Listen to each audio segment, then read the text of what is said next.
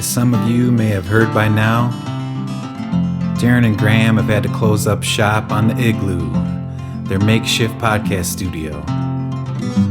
But don't cry now. It's time for you to subscribe now. It hurts so bad to say goodbye to the Igloo.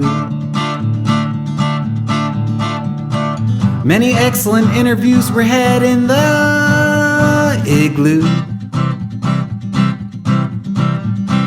But Darren and Grandma pulled themselves up by their bootstraps. Get into a real studio with a little help from your Grimerica subscription. Cha-ching.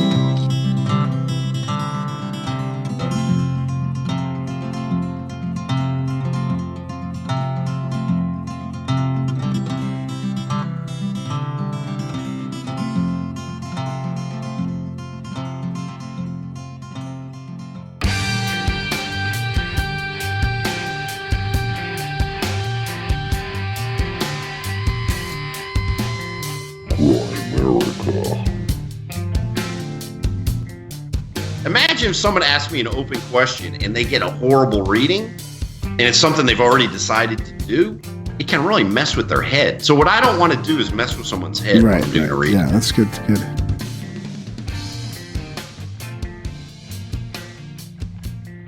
Okay, guys, welcome back to the Grimerica show. Coming from our new temporary location. And we're going to be interviewing Robert Bonomo. Robert Bonomo a little bit later about tarot, everything tarot cards, all sorts of fun stuff like that. Apologies, Robert, for forgetting it was your episode, but it's been somewhat of a trying couple of weeks. Crazy week.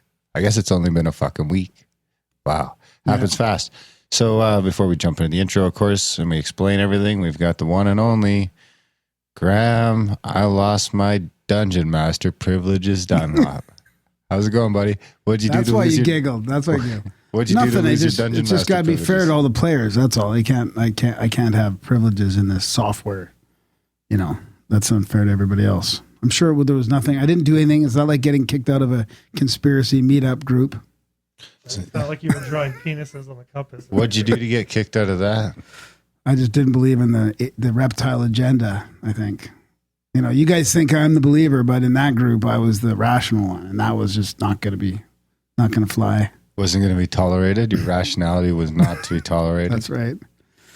Huh. So how you been? Good, yeah. I was just reading the notes here for our episode coming up with Bonomo. He did a reading for us too, which was quite amazing. And I was just thinking, you mentioned a week. I think when we had recorded the last intro last Wednesday, we didn't know we were moving. No.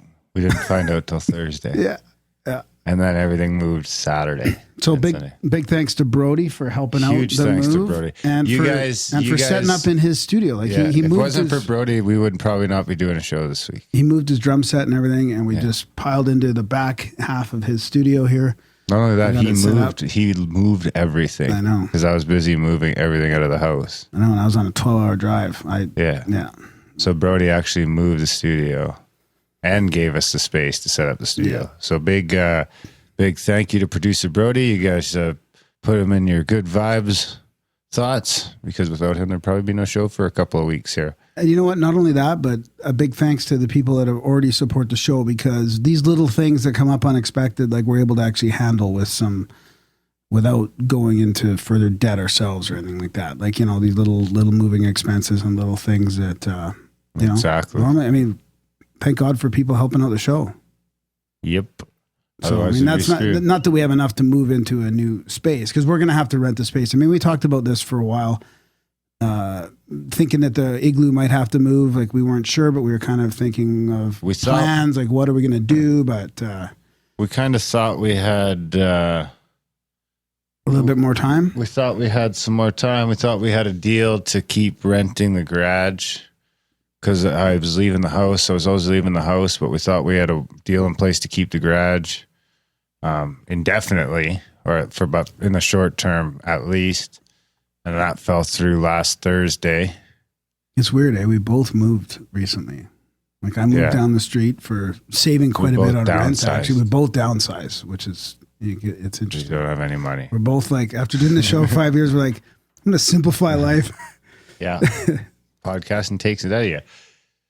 So yeah, then we found out Thursday that the deal fell through, and there was enough to do already that we just had to get out because there's too much to do. There's only one weekend left. It just had to happen. So we just had to pull the trigger. So yeah, we didn't really have anywhere to go. And I don't, the thing is now I don't even have the ability to do the show really non-locally in my new space. There's not a lot of room there. Oh, that's I could right. pull it off, but it wouldn't be super easy. Yeah. Wouldn't be, it'd be tough.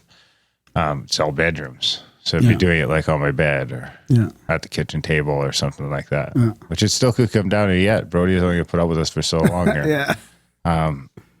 So yeah, it's been a bit of a trying week, but here we are. Actually, we did have, because it has been out in the chats and on the social media pages about the debacle. So actually we did a big, huge shout out to, I think we got about 15 new supporters in the last couple of days of people stepping up to help. That's awesome. Is that what do you call the debacle? Facebook page, the move, okay. the unexpected move. Because now we're kind of in the thing where we didn't think we were going to have to really pay for rent, but now we're looking at we need to find a space. Yeah. So it's a monthly expense that we had never anticipated, and it's a big one. So obviously we started a little drive here to try and we need more support to pay for the space. So we're kind of stuck here until we get there. So hopefully we can I averaged it out with our average rate. We need about 200 new supporters. So far we got 15. So if we can get people to keep that chugging along, that's not too bad. Yeah. We need about another 185 new supporters. I mean, if they all came in at $1, we wouldn't get there, but that's going at the average rate. If we got 200 new subscribers, we'd have enough to cover the rent and exist at the same level we do now. A secure connection cannot be established with the server Grimerica.com. Do I continue? Yes. Why is that? Is that your mail? Yeah, my email. Tell your mail not to be a bitch. And I was thinking of... well, I wanted to play this quick song. No, hang on. I was also thinking the weird bit about this timing as well is with all this, I don't know, censorship and stuff going on. Yeah, now we got to worry about our rent and podcasts. Well, I mean, we probably do have to worry about that. I mean, I'm not saying anything happened, but I'm having problems with my podcatcher, and it's probably my phone. Something's wrong because you downloaded the same thing and it's now working for you. But I'm missing the newest episodes on a bunch of my favorite conspiratorial type podcasts. And it just makes me wonder, like, when are we going to be shut? When are we not going to be able to get our own podcasts and our own catchers? Let's worry about having a place to get kicked out of before we worry about getting kicked out. But yeah, you're right. No, but it's weird once timing, we're unavailable, right? we'd be in trouble. I got a couple emails to read about it as well. But Alex Jones is now off. I mean, other people are getting deplatformed. Still, censorship is a big problem. I got even the Reddit QAnon got removed from Reddit. That post, yeah, the Great Awakening post, cut off. No more talking about freedom. No more. That's it. Freedom's out. Freedom's out. Freedom so 1985. 1983 would have been better. I got this little ditty. Oh no! Friend of the show Felix sent in about the igloo. Oh, it's not working. Jingle cord's not working. Close up shop on the igloo. Oh. We should have done some more tests, Darren. This is why I'm always a proponent of tests. Okay, let's try this again. Okay, you ready? Okay, here we go. As some of you may have heard by now, Darren and Graham have had to close up shop on the igloo, their makeshift podcast studio. But don't cry now. It's time for you to subscribe now. It hurts so bad to say goodbye to the igloo. Many excellent interviews were had in the igloo. But Darren and Grandma pulled themselves up by their bootstraps. Get into a real studio with a little help from your Grimerica subscription. Cha-ching.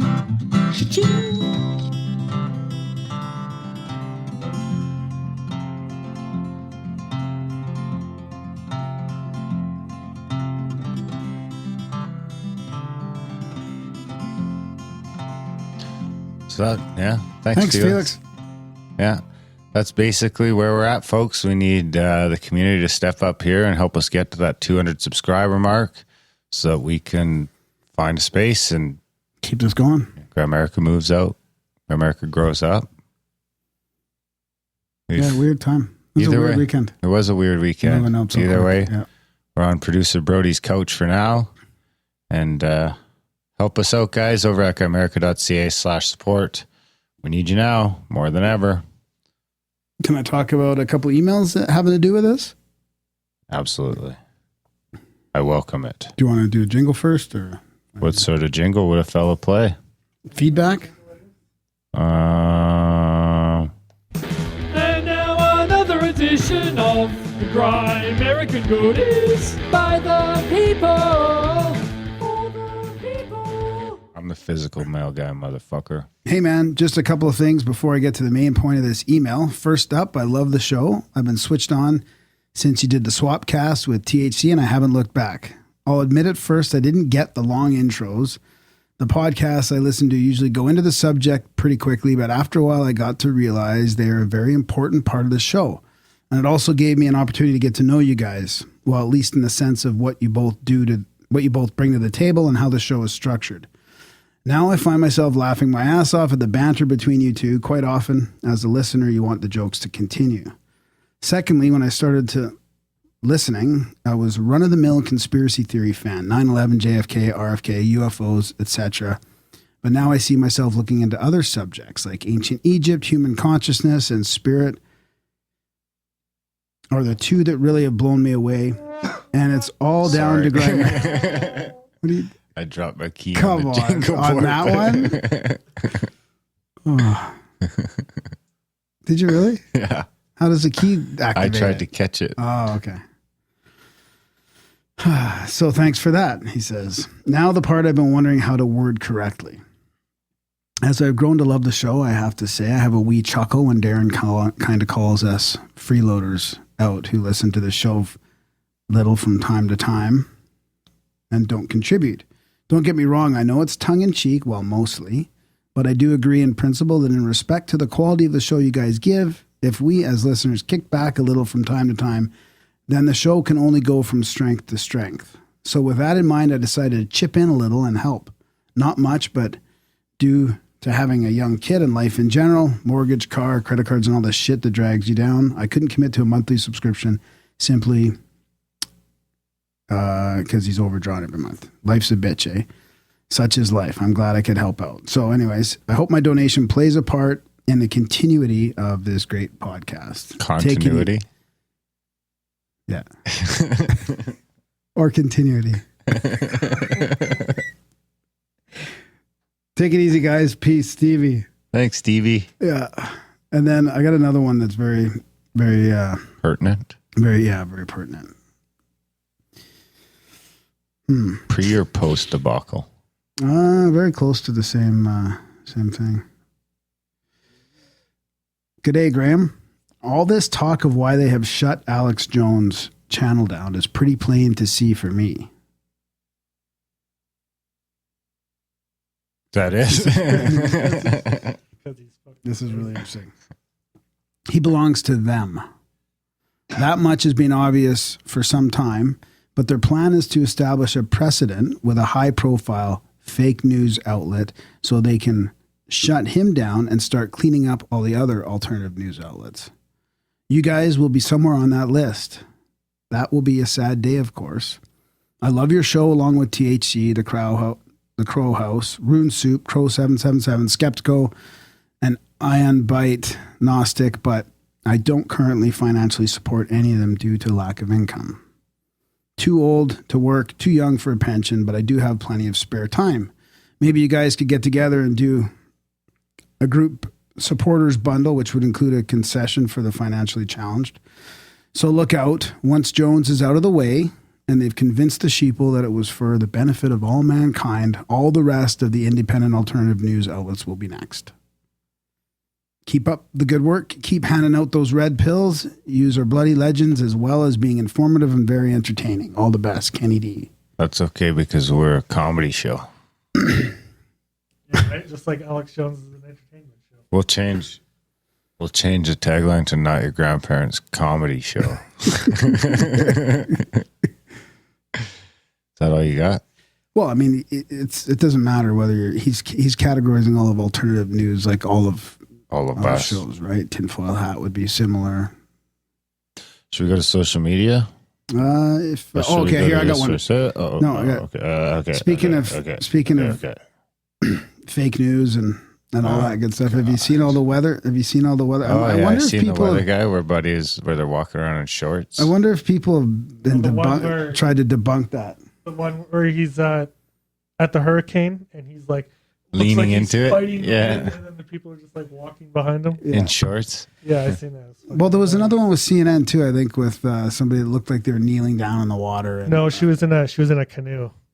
She was like canoeing through the streets, and then people walked in front of the camera, and the water was only like this deep, like maybe a foot deep. Yeah, but she was pretending she was in a canoe, and the streets were flooded. Oh, see, there's been a few now, and I mean, you know, but this just shows you they're even exaggerating. They have to pull that out of context, right? They can't just report accurately. They're trying to sell. They gotta fuck. Yeah, with they're trying to get those ratings. And then you know what? Ratings. Nowadays, though, can they get away with it with all the memes that are abound? I mean, people now have come forward and made fun of this fuckery.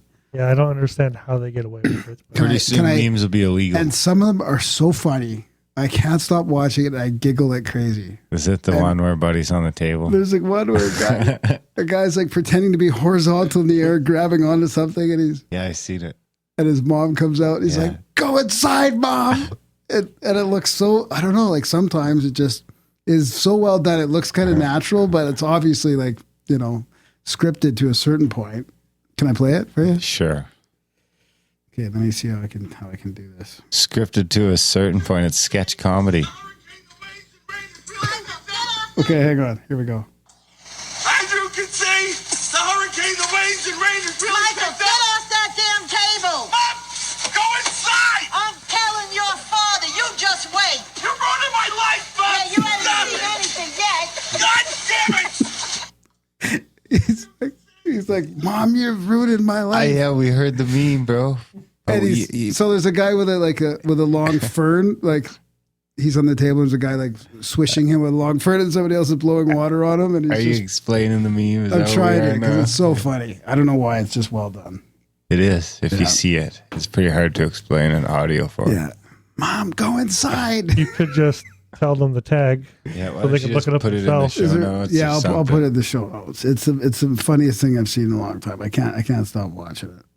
I believe it. A little insight to Graham there. You're a weird cat.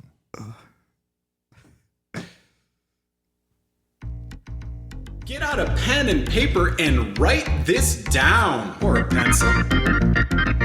Why don't you send some physical mail to the Grimerica show at P.O. Box 16033, next line, 100-815, comma, 17th Avenue, SW, next line, Calgary, Alberta, next line, Canada, next line, T2T space 5H7. That's the P.O. Box.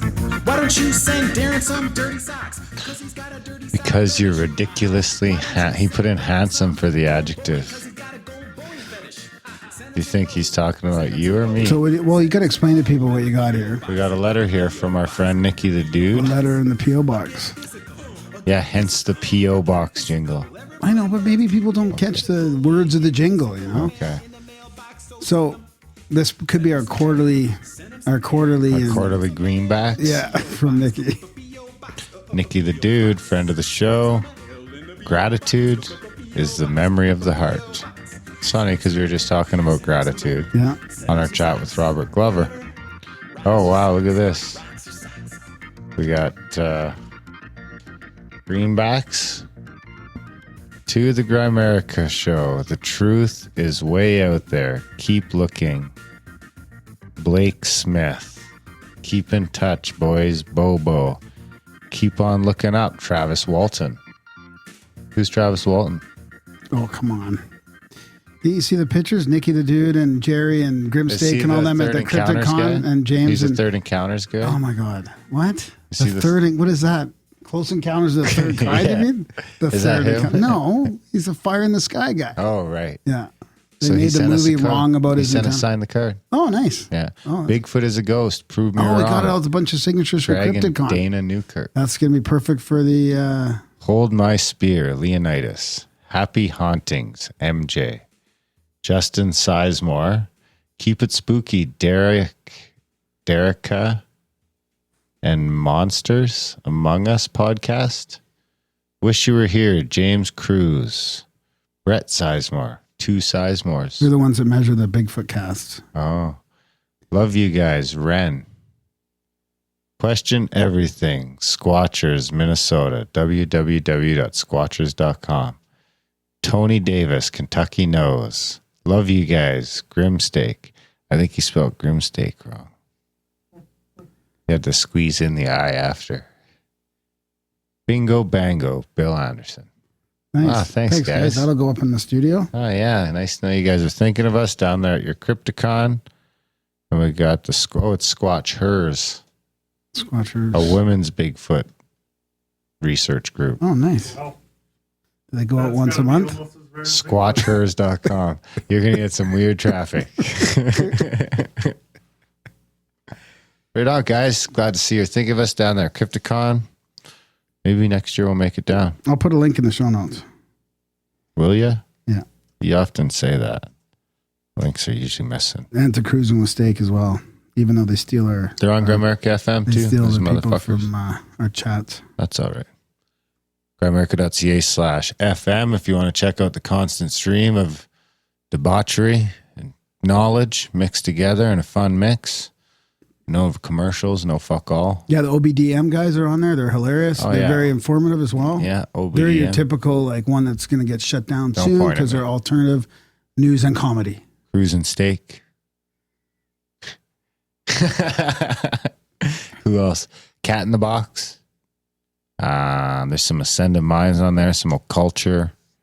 Who else? Who am I forgetting? What's Billy's? I didn't know Walk we were Through going to the list them Mind? all. Oh, yeah. Is he on there? Oh, that's good. Yeah, he's on there too. Yeah. Yeah, Walk Through the Mind. Yeah.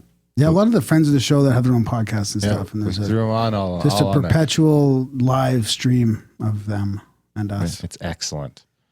So let's go to the socials.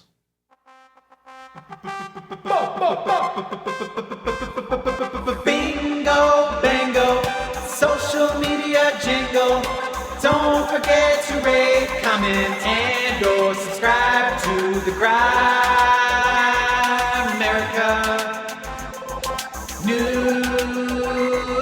newsletter. Bingo, bango, social media jingle. Don't forget to rate, comment, and or subscribe to the Grimerica. So here we go. We got talk less in the first hour. A lot less, in fact. People want to hear the meat and potatoes, not a bunch of babble that goes on for 30 to 45 minutes.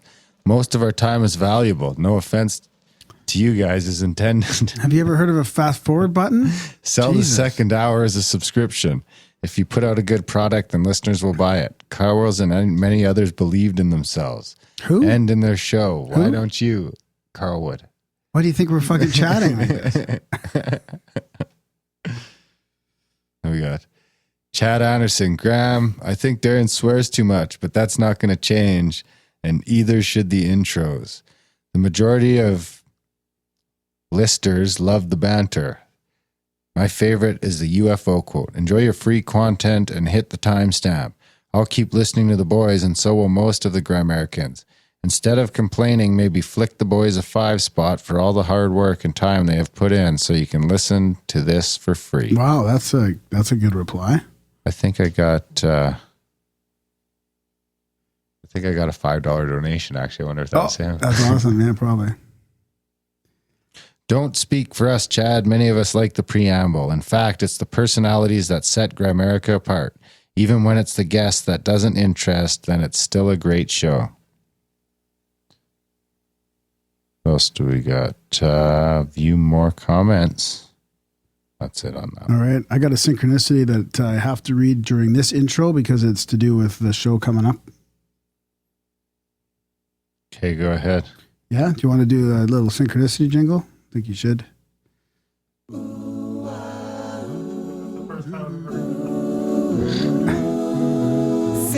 I kind of cut into the middle of my segment. I was still going to go to the YouTubes. It's okay. Let's just do what Graham wants to do. No problem. Call it Grimerica.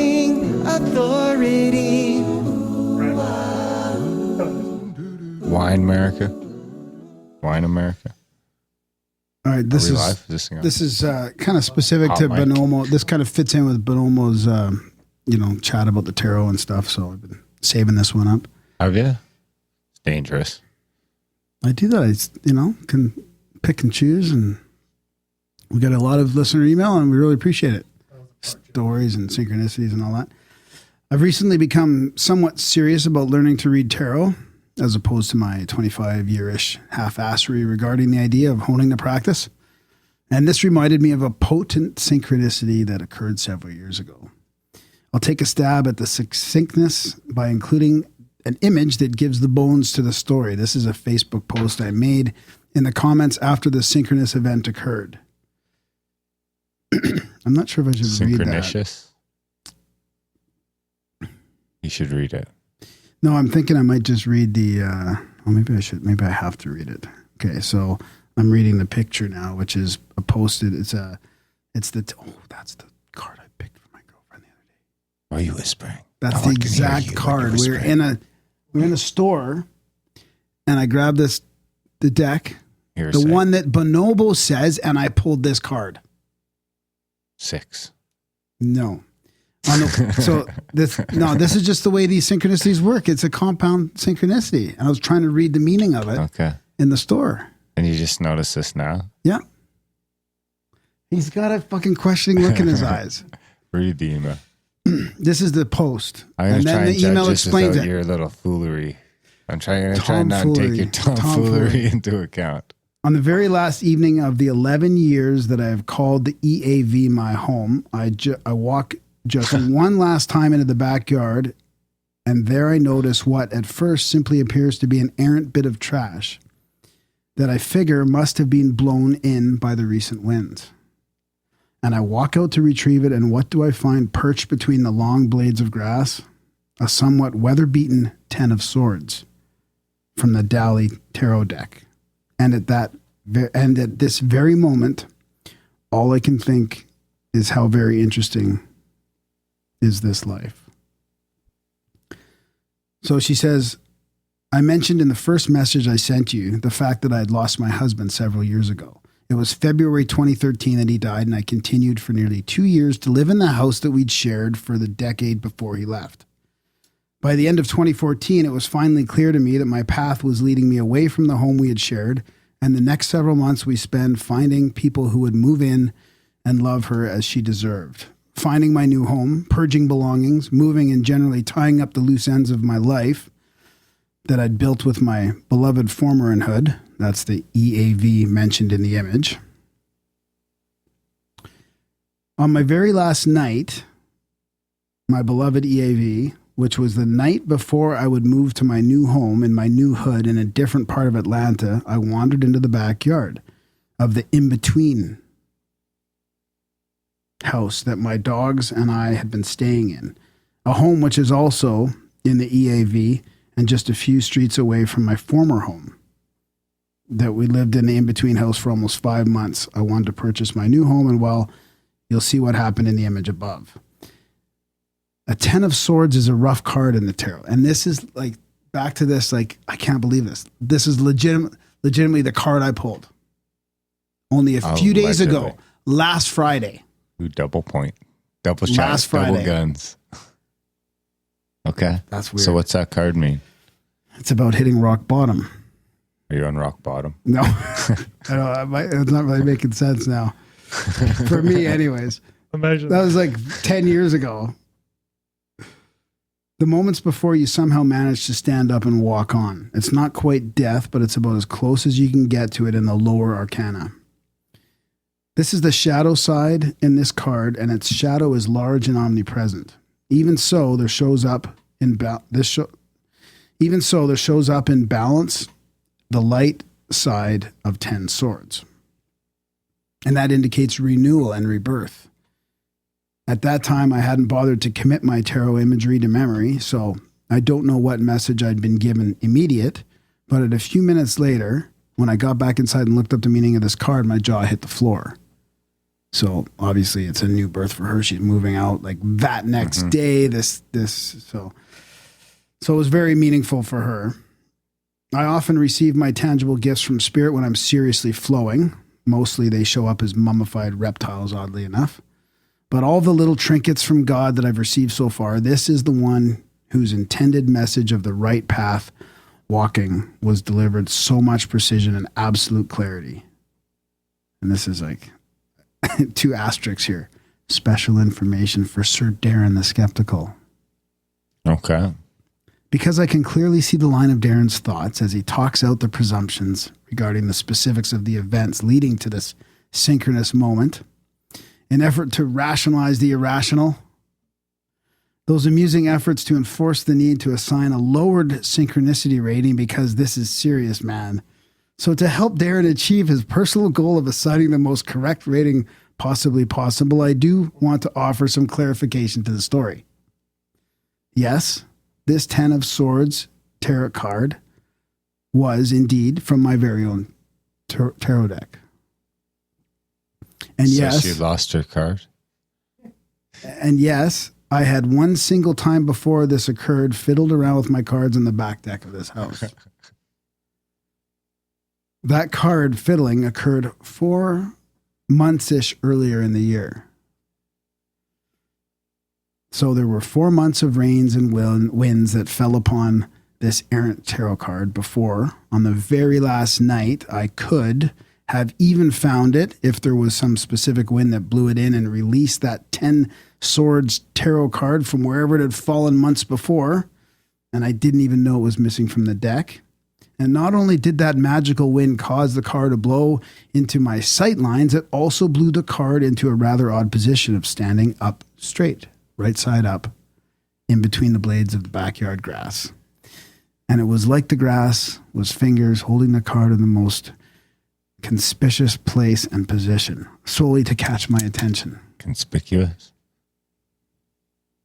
Yeah, I thought it was something else at first, but it's conspicuous.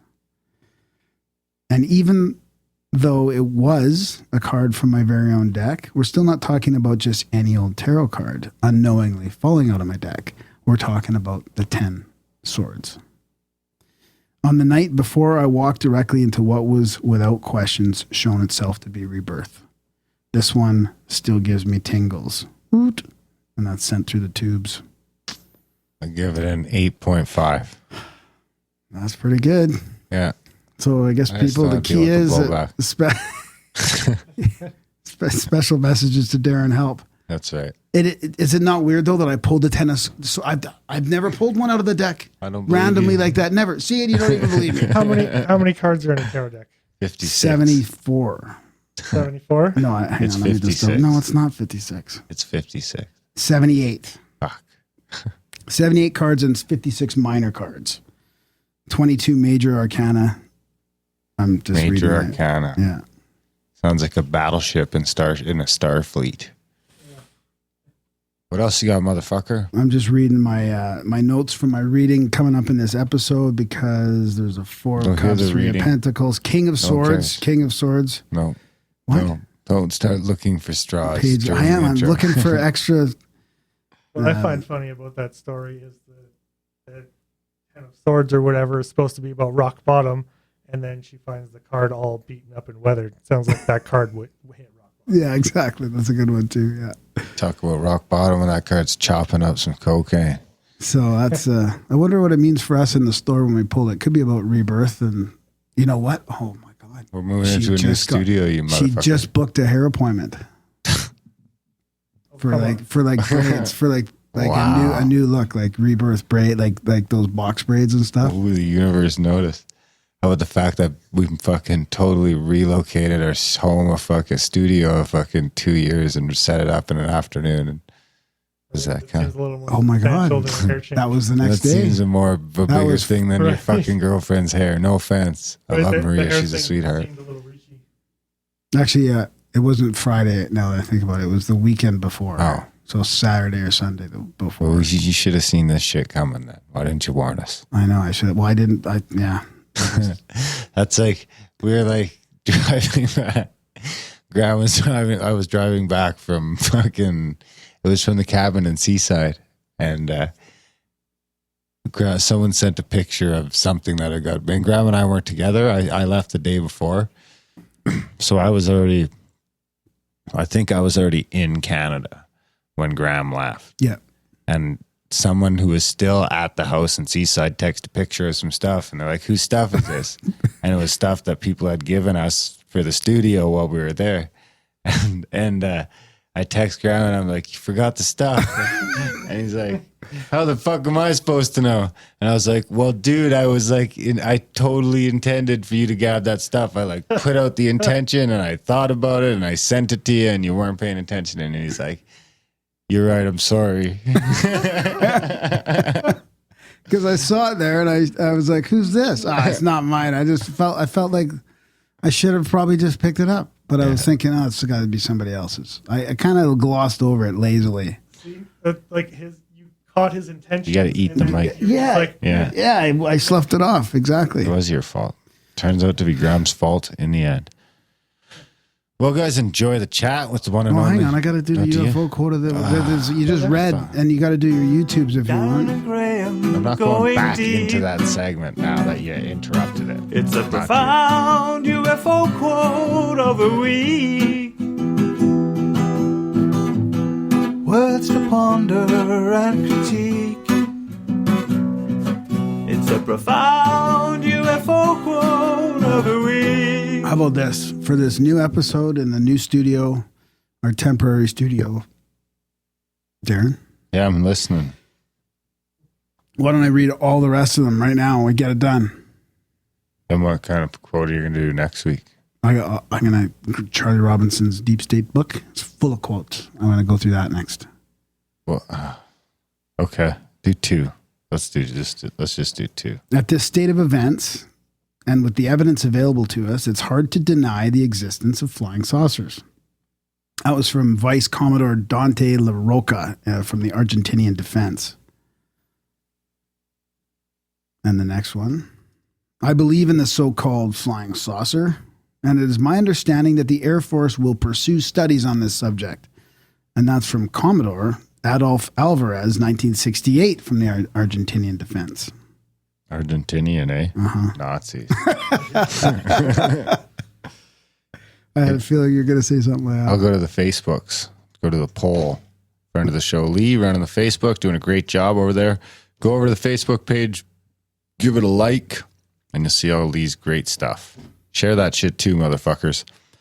So you've been given top secret information that a meteor is going to destroy Earth in a week. Do you keep it to yourself or tell everyone? I was surprised how close this was. What do you Really? think, It was Graham? close? Oh, yeah. I would It was tell. I would super tell. close. We got 100 and some votes, I think. I would tell. And it came in And I at said I wouldn't. 52% tell everyone Oh, wow. and 48% keep it That's to yourself. That's pretty close. Yeah, right. That's close. That's a good poll. I definitely thought I would be on the minority by saying keep it to myself. Yeah.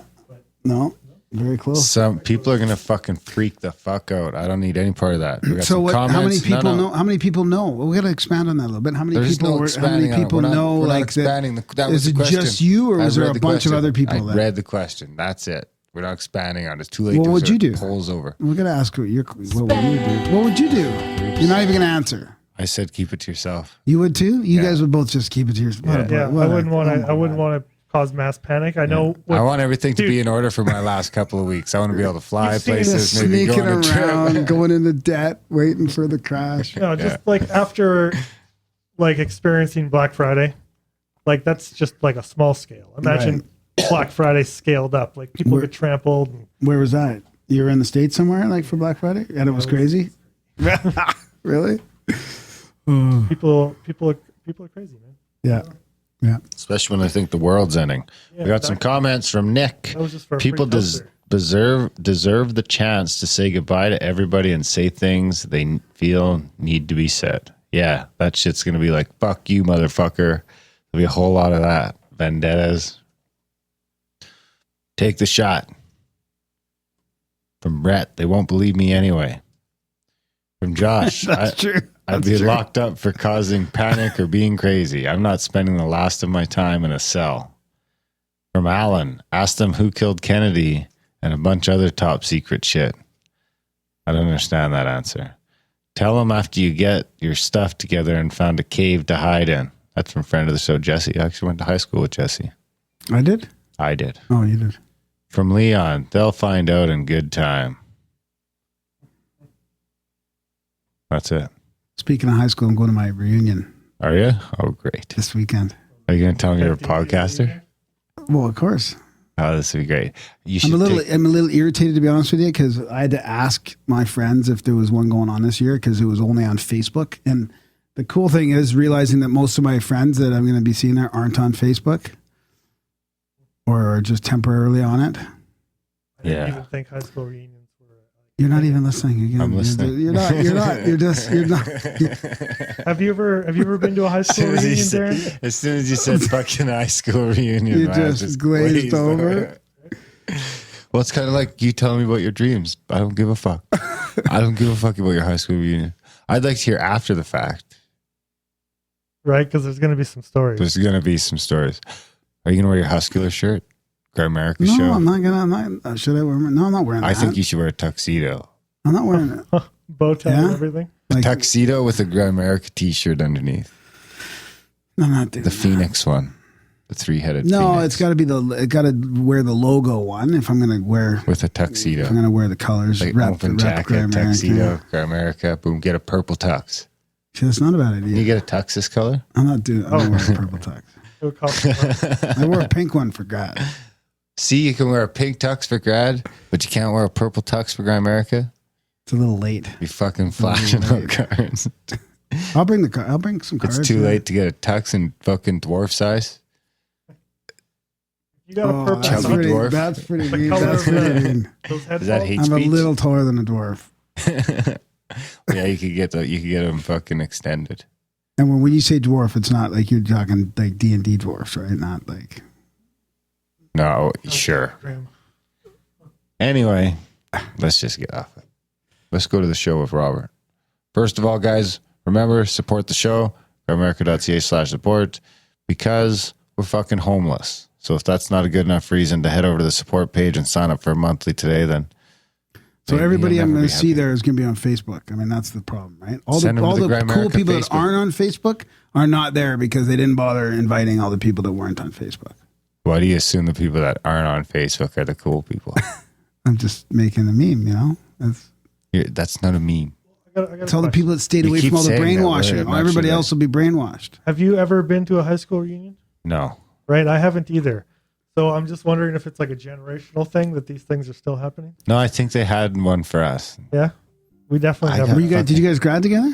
No. No. But I think we had a Different 50. schools. I've been graduated 20 years almost now. Yeah, I think I think there was a 15 year and a 10 year that I Well, blew you off. do them every 5? No. They're usually only every decade. So 10 then. So Yeah. the 20's coming up. I'm not going. Actually, I'll wait and see how yours goes. It'll be fun. Yeah, it's great seeing everybody again. Even with all the Facebook dorks. Last time I was there in my 20s, I was 6 months sober. It was a little scary. At your 20th? And now this is your 30th? Yeah. You fall off of this. Imagine that. You go to the 20s sober, relapse at the 30. You relapse at the high school reunion. I don't show up at work on Monday. What happened to Graham? I'm at the high school reunion. Class 83. What class? 88. Huh. Younger than I thought. My wife was born in 86. Wow. You OG. There you go. OG.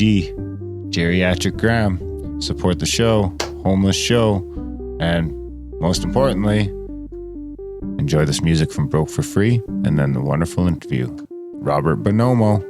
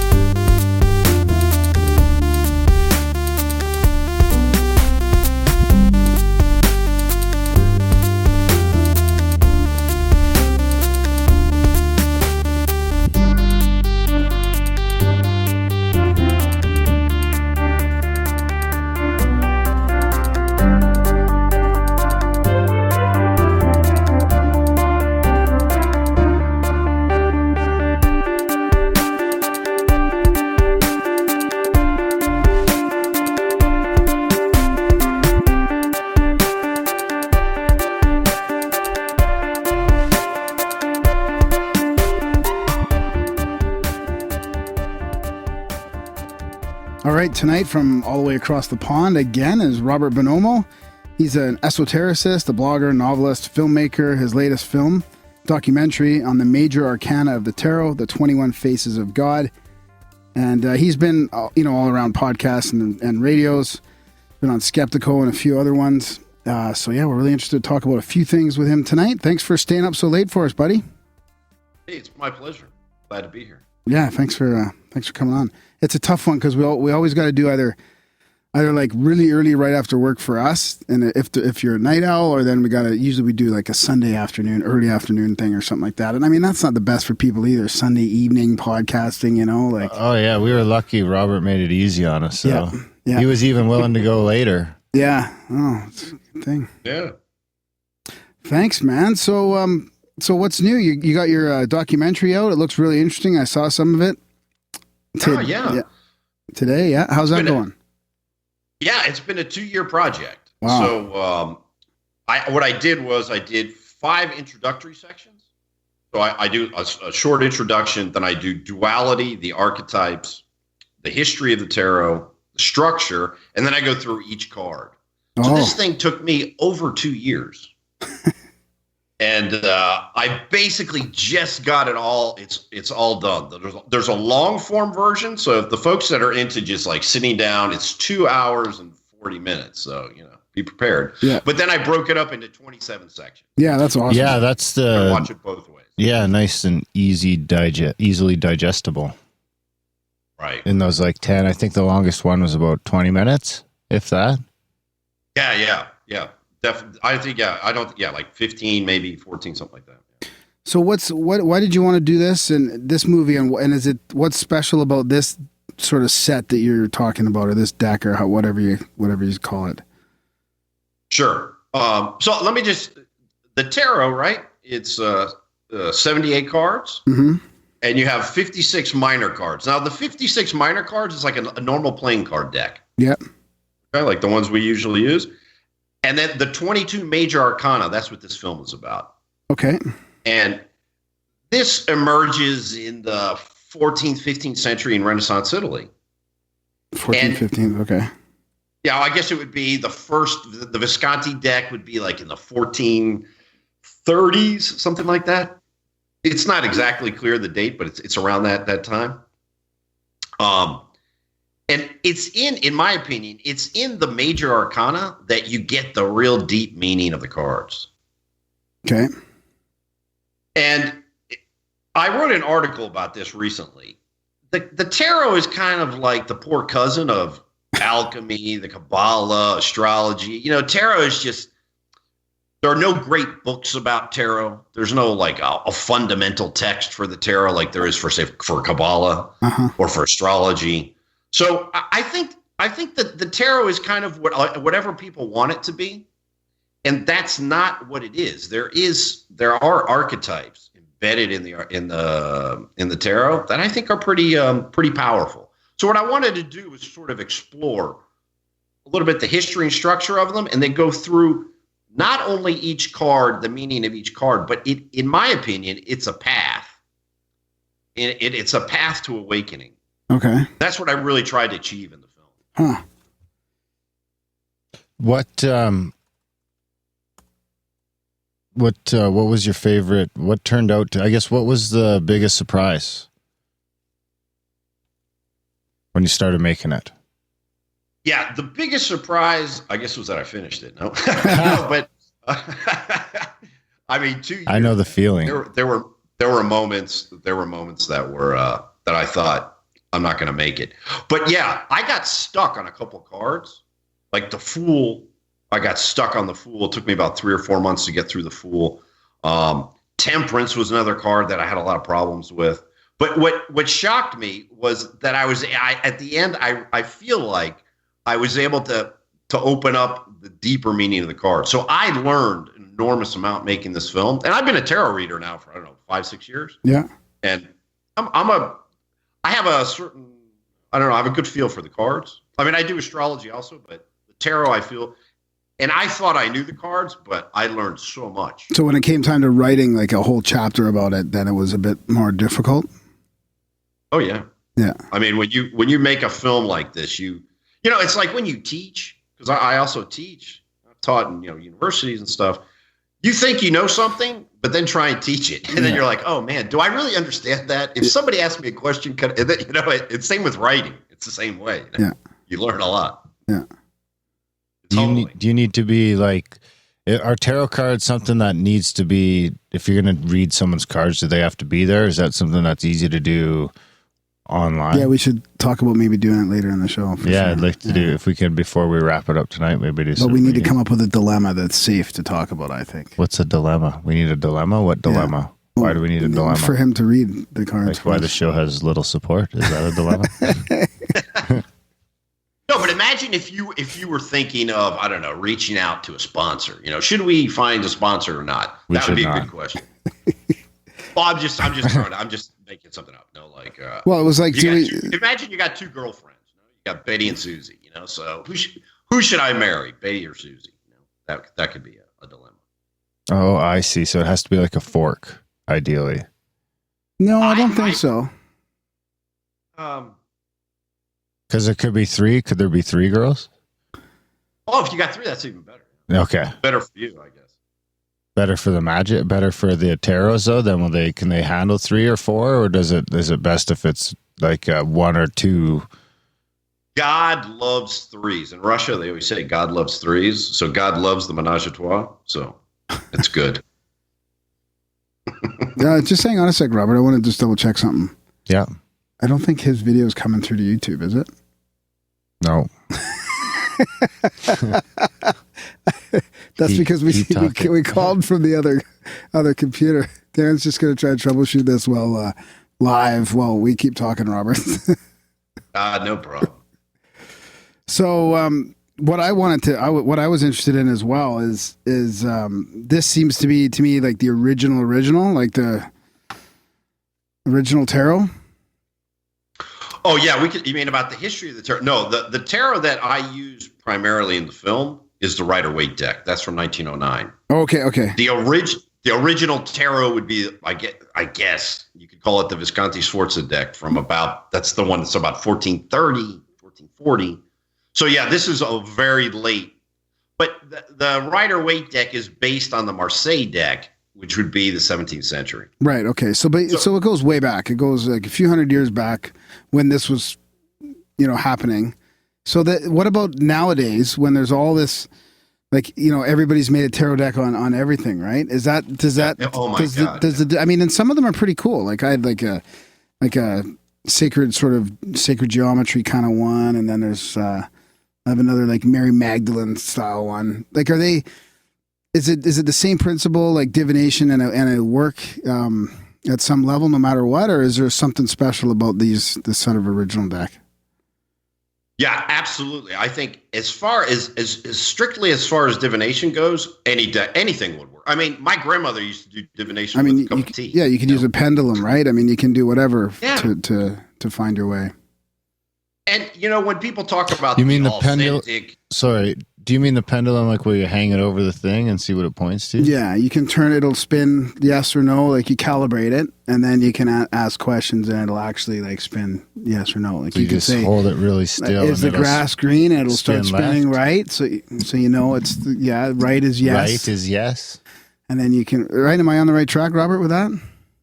Yeah, that's the way I've seen it. Yeah. And Right then, is and then you yes ask and it left questions is and it no. will actually move around. Or you can, if you hold it like a key to your sternum and you can force it with your mind to spin left and right and stop and start. I would like to see that. We'll do it one day. Yeah. Okay, I got keys right now. No, I won't do it with Robert out here, but I'll show you though. It's Okay. So anyways, yeah. So what So is that, when is he, or where does, I don't know a whole lot about tarot. So what did tarot originally come from? How did that all come to be? Sure. Yeah, I mean, the standard history is that the Mamluks were the rulers of Egypt, or a group in Egypt. So in the 12th or 13th century, they had a playing card deck that would have been basically like 1 to 10, and then 3 court cards. So basically very similar to the decks we use. And that deck was just used for games. So this deck entered Europe, and then in the 15th century, they added on the 22 major arcana to the game. So the trump cards, now I'm not an expert on the gaming part of it, but I understand it's similar to bridge. And I'm not a bridge player, so sorry. But so it was a game. And originally, that's all it was. It began being used for divination probably in the 16th century, 17th century, in that area. And then it became like the divination part of tarot in the 18th and 19th century became really, prominent. So it was a game originally. It was just a game. So essentially, you could make up your own deck and with whatever symbology you wanted that has meaning and divine your path if you wanted to. Yeah, I absolutely. I mean, think about astrology, right? I mean, Western astrology works. It does. If you go to a good astrologer, it's shocking sometimes. Yeah. And I do astrology, but Indian astrology works. Chinese astrology works. I mean, I lived in China, and I remember a Taoist monk using astrology to find the number in the I Ching. Huh. And Chinese astrology is very different than Western astrology. So it all works. So the people who say, well, there's one true method, I don't think so. Yeah, so UFO astrology or tarot deck, if you're familiar with the deck and those cards have meaning for you, it'll work. Huh. Yeah, we had somebody on. She's going to come on again talking about astrology. How the Western isn't correct. Like the Western astrology, like you have to go back to the.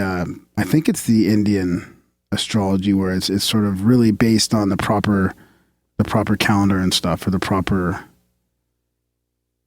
I don't even know what the term to use. Yeah, because Vedic astrology is Vedic sidereal. It's sidereal, so Yeah.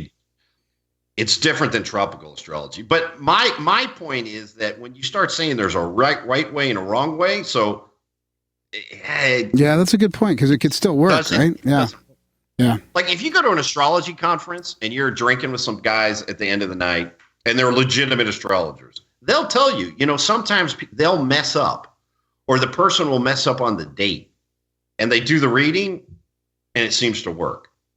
So divination is very, very complicated. And there's not a true mathematical formula to figure it out. But I just want to make one thing clear. My film is not about divination. The film is about the meaning in the major arcana, the archetypes. So I kind of stay away from the divination part in the film. Though for people who are interested in divination, you can learn a lot about the meaning of the major arcana. But that's not the point of the film. Well, let's talk a bit about the deeper meanings then to it, because it is pretty interesting. I mean, the archetypes, and sometimes it seems subjective to me, but sometimes it really clicks and rings a bell as well. So can you talk about some of the more significant, deeper meanings? Yeah, so there's 22 cards, what we call the major arcana. The 0 card is the Fool. Now, the 0 card is the person taking the spiritual journey. And I base a lot of this on Campbell's work. Mm-hmm. So the whole idea of the hero's journey and all that, yeah. I love and you'll that. see that in the cards. So if you start, that's why it's called the 21 Faces of God. If you put, I guess, if you see in the film, a lot of times I put the Fool in the middle and the other cards around him. He's reflected in the other cards, and the other cards are reflected in him, no? The first 7 cards would be the material level. So, you start with the magician. The magician breaks the Fool up into the 4 elements. The high priestess, the empress, the emperor, right? And then they're put back together in the lovers, and he begins his journey on the chariot, which would be that Plato's myth of the chariot, the 2 horses, Yep. Then we go from strength to temperance. That would be the psychic level.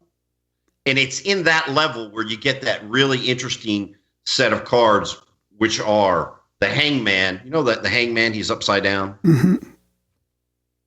What's the meaning of that card? That's the card when a person begins to wake up. To see, everything isn't like you thought it was. The dogma you had as a child, religious dogma, political dogma, whatever. It's not what you thought it was. And that card has a really interesting history because that card was those were in Renaissance Italy, those were shaming paintings. So when you wanted to shame a politician, they would draw a picture of him hung upside down. So it's like there's almost a shame. I bet you guys have felt that. No, sometimes when you start to realize things, you almost feel ashamed. No. Yeah, I can see that. Like in a conspiracy level, you're like, that can't be true. But then you say, well, my mind says it's true, but you don't want to believe it. Yeah. Because because it sort of changes everything. I mean, the implications on some of these things are really huge. So yeah, I can see that. Oh yeah. And then does temperance come after that because afterwards you need that temperance, or? Well, after that card comes death. Oh, ooh. Ouch. Now the death card in the major arcana is not, it's not a physical death. It's the death of that old self. Yeah. And that's why I used in the film there, I don't speak. In the hangman and death, I just use images and music because it's in the hangman, it's that wow. It's almost like, have you guys ever done like DMT or ayahuasca or anything like that? Not quite yet. Close. Acid and mushrooms, if that counts. Yeah. Okay.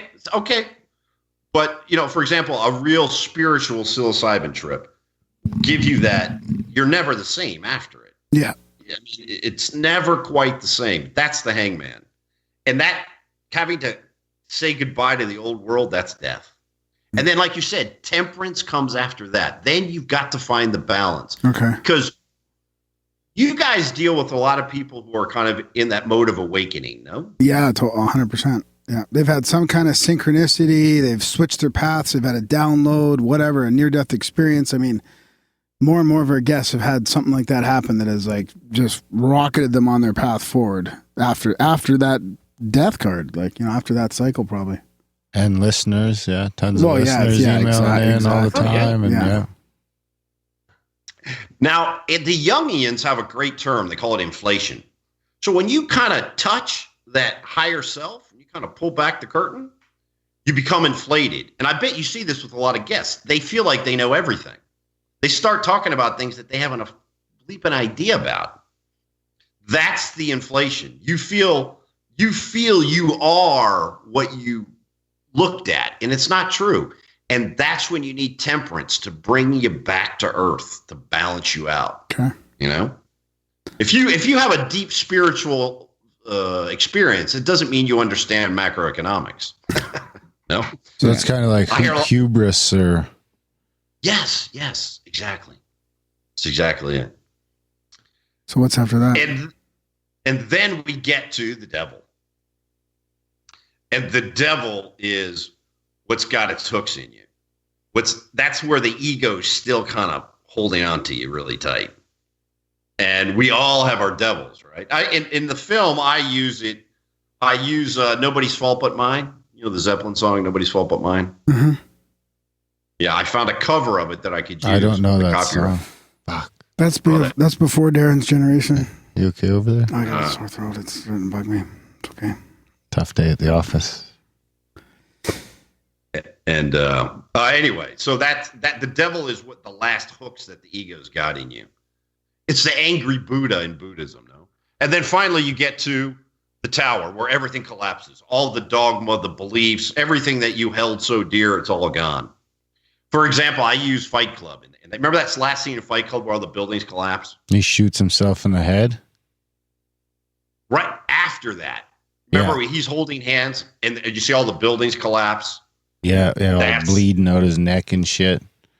Yeah, exactly. That's when everything you believed is gone. That's where you kill the Buddha. You know that idea of when you see the Buddha kill him? That what represented truth you've got to eliminate. You've got to actually touch it. I didn't know you were supposed to kill the Buddha if you seen him. That's a new thing to me. Oh, yeah. That seems counterintuitive. Really? Yeah. Did you know that, Graham? You have to kill the Buddha? No, I didn't know that. Huh. Whip out your sword and chop him up. Really? Yeah, it's You're supposed to kill suffering. It's probably because that's like the devil and the ego could be suffering, right? So maybe that's the symbol is killing the suffering. No, gotcha.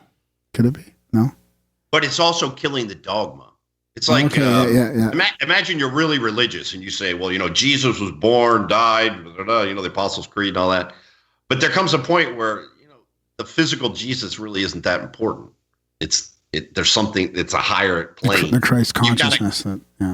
Exactly. So you got to kill that old belief in the physical Jesus. No. Okay. Yeah. And not to make it too long. Then you get the star. You know, you get the star, then the moon, then the sun. Finally, judgment is the apocalypse. Time, everything's finished, and then the world, you've made it. No, I've reached that. That's the basic path. That's interesting. So could you feasibly could you just whip up if you had like a regular deck of cards? Can you do sort of stuff with that? Oh, sure. There's actually a form of divination with regular cards. I don't know how to do it. I don't do it. But there are people who know how to do that. And each card has a meaning. So if we were to give you a dilemma, maybe one at a time or maybe both of us together, like, could you do like a team reading for us? If we came up with a dilemma, then would we have to voice it to you or would we just keep it to ourselves? How does that work? Now, I've had people come to me with like serious problems. Yeah. Like maybe, you know, criminal stuff or just stuff that they're very just not. And they'll just give me a real basic outline. And they are very little outline at all. Say, look, I'm stuck between two things, and I do the reading. Okay. But just be careful with one thing because you never know what the cards are going to tell you. Yeah, but we could get into more detail. Like that's okay as well. Yeah, you could go into as much detail as you want, or you could leave it. But the one thing though with divination, it works best when you're really stuck. If it's just kind of a bullshit thing, you know, should I buy a bicycle or a moped? But when you're really stuck. It seems everything just seems to flow. Like in China with the I Ching, they say the I Ching should be your last resort. After you've asked all the people you can ask, after you know you're just banging your head against the wall, then use the oracle. That's interesting. Do you have one of those, Graham? A stuck dilemma? Well, I mean, kind of. I don't think we should talk about it on the show. I mean, like, you know, like. Can he encode his dilemma in a different problem? Yeah. So that absolutely. Like, can he say like, should I eat meat, and actually mean in his head something completely different? As long as you keep it straight, no problem. Just don't don't turn it into a joke. No. Can we do both? Can we do both of ours? Can we do both together? Sure. Do we have a team dilemma that we could honestly think of right now? Like, no. Like you want to move, right? Yeah. Like, you want to move to the country. Yeah. But you're kind of already decided. It's not a dilemma because you already want to do it. You're going to do it. Yeah. At some point, right? It's just when. Right? Yes. Exactly. Let's do yours. Okay. Let's do Graham's. Okay. How are you, You going want me to to get my phrase card? it? Yeah, get Yeah, your could cards. you? Thanks, Robert. Let's just card do it this. up. Yeah, Yeah, let's do this would this, be yeah. great. You don't Now, mind, do one you? thing, you guys are you guys are live, right? Yeah, we're live. So That's I was fine. just saying, I could move the camera so you could see the cards, but it would take me like 5 Oh yeah, no, that's You want okay. to just do, Yeah, you I'll can just just do the reading. Yeah, and you can hold them up I'll- if you want. You can like when it comes to a significant thing, you can just hold it Oh. up to the camera. Yeah. The only thing is, I can't see my picture, but anyway, we'll Yeah. figure it out. Yeah. Where your hand was just there was dead center. Oh,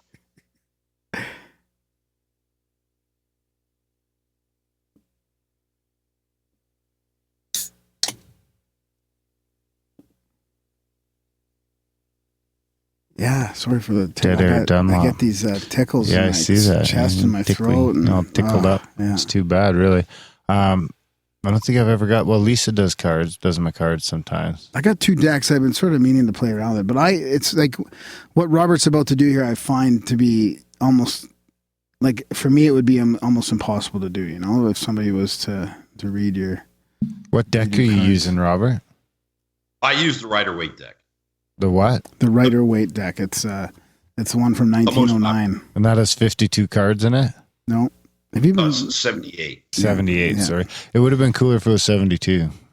No, it's 56 and 22. Right? Is the 56 is the regular playing cards 52. with the jokers, right? Is that why it's 56? Jokers.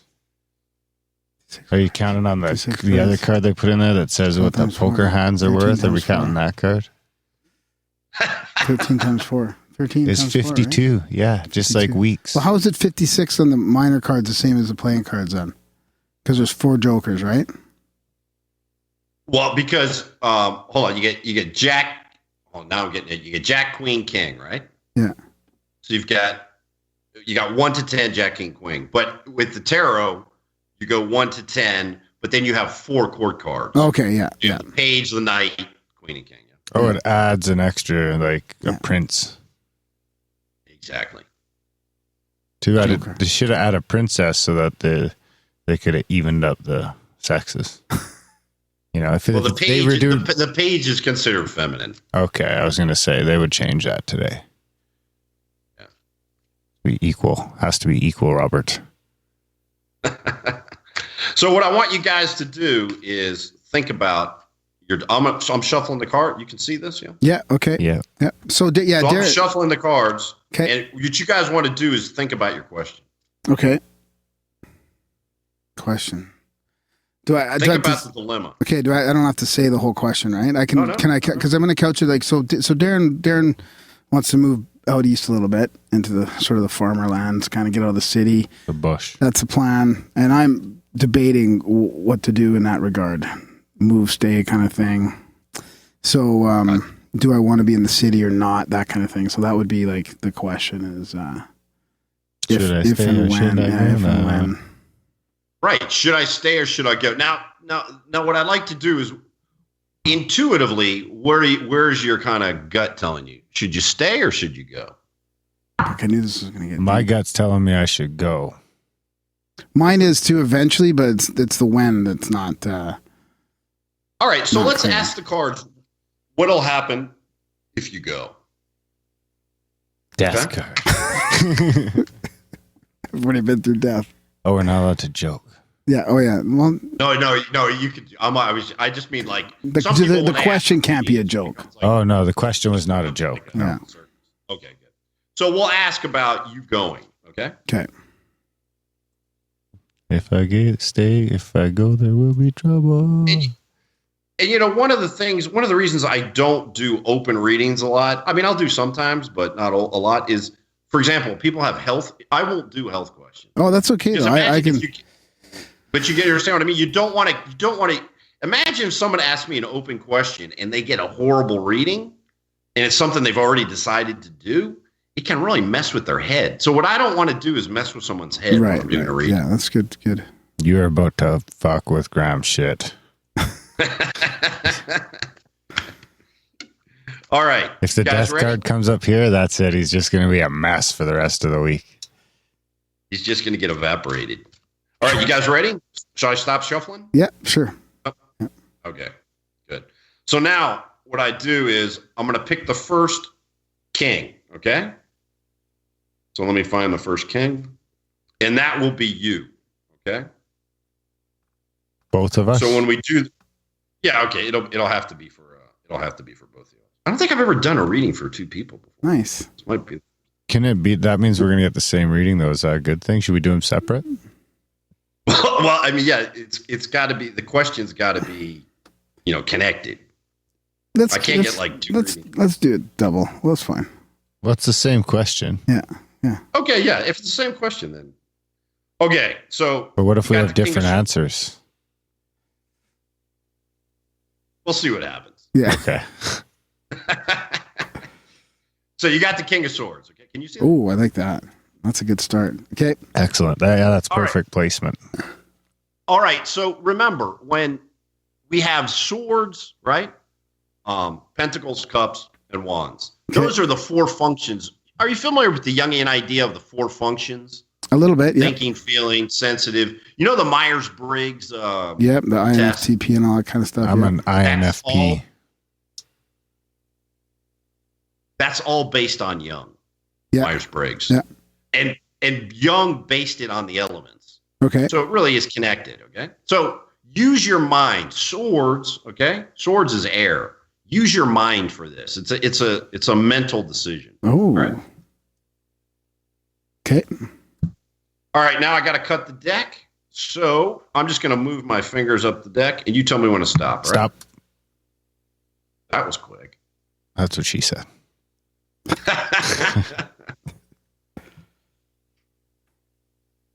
Okay, hold on 1 second. Let me get this thing over here.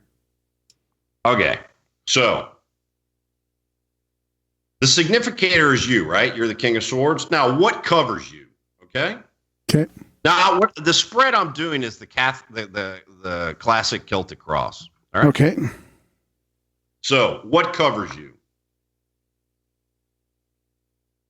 This is the card. A little bit higher. Higher. A little bit higher.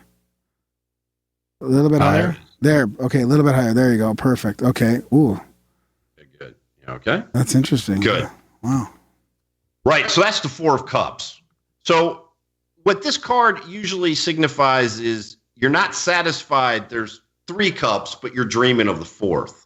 It's kind of like you're not happy with what you have. You want what maybe you could get. No? Yep. Okay. Uh-oh. So it's a little bit about not being satisfied with what you have now. Okay. Not enough. Okay. Perfect. Okay. But not necessarily in a positive way. Okay. What's crossing you? So what's stopping you from getting that Down a 4th bit. cup? Down a bit. Yeah. Down a bit. Yeah. There we go. Perfect. Oh. See it? Yeah. Money. So I'm sorry. Not money. This is, the 3 of Pentacles. This is about beginning a project. You see how they're beginning a project? Yeah. Mm-hmm. So whatever about moving, the idea of moving, it seems like something that you're beginning may be stopping you from moving. Because you see how they're all 3 there watching that project begin? Yeah. Yeah. And it's an Earth project. No, it's Pentacles. It's Earth. So it seems like there's something going on that you're beginning that's kind of an obstacle for you to move to the country. Okay. That makes sense as well. Do I tell you if it makes sense or does it matter? Well, because you can't really, because it's all kind of coded, probably, just you tell me at the end if it makes sense. Okay. Okay, now, the origin of the question, okay? This is judgment. You see this card? Yep. Yeah. Now, this is a major arcana. The other 2 cards were minor. This is major, okay? This question has something to do with something that was hidden, but something important that was hidden that you realized, a revelation. Okay. Something that was hidden in the closet, okay? Okay. Now, this is the distant future. You got the Ace of Cups, okay? Okay. So what the cards are saying is, and it's nice too, because emotionally moving to the country is going to be something that's really the beginning of something very emotionally beautiful. Okay. Okay. So long term, it looks good. In the recent past, recent past, you got the Empress. Wow. Now the Empress, you can think of it. It could be something related to love or beauty, but I wouldn't be surprised if there's a girly involved in this story. But I don't know. Okay. Or something related to beauty, to love, but on a very deep level, not on a trivial level. Okay. And that was now again, let's just recap the Ace of Cups was the long-term future. Long-term and emotionally beautiful, like the beginning of something emotionally beautiful or whatever. The Empress and the Ace of Cups and the Empress both aren't major, right? No, the Empress is major. Oh, it is major. She's okay. Venus. Okay. And think then about Venus, the goddess of love, beauty. Okay, and that's from and that was where I came from? Recent past. Okay. Something in the recent past related to this question. Okay, yep. Now, in the near future, you've got the Seven of Cups, okay? Okay. Now, this card is a little bit about illusion. You might have a little bit of illusion, fantasy about what's coming in the near future, okay? Okay. So just be careful with that. Okay. Now, so we've made the cross, okay? Now we're making the staff.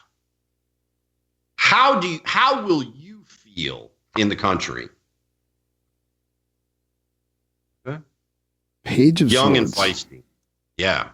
So this is, think about on a thinking level, kind of young, intellectually, kind of something new ideas. The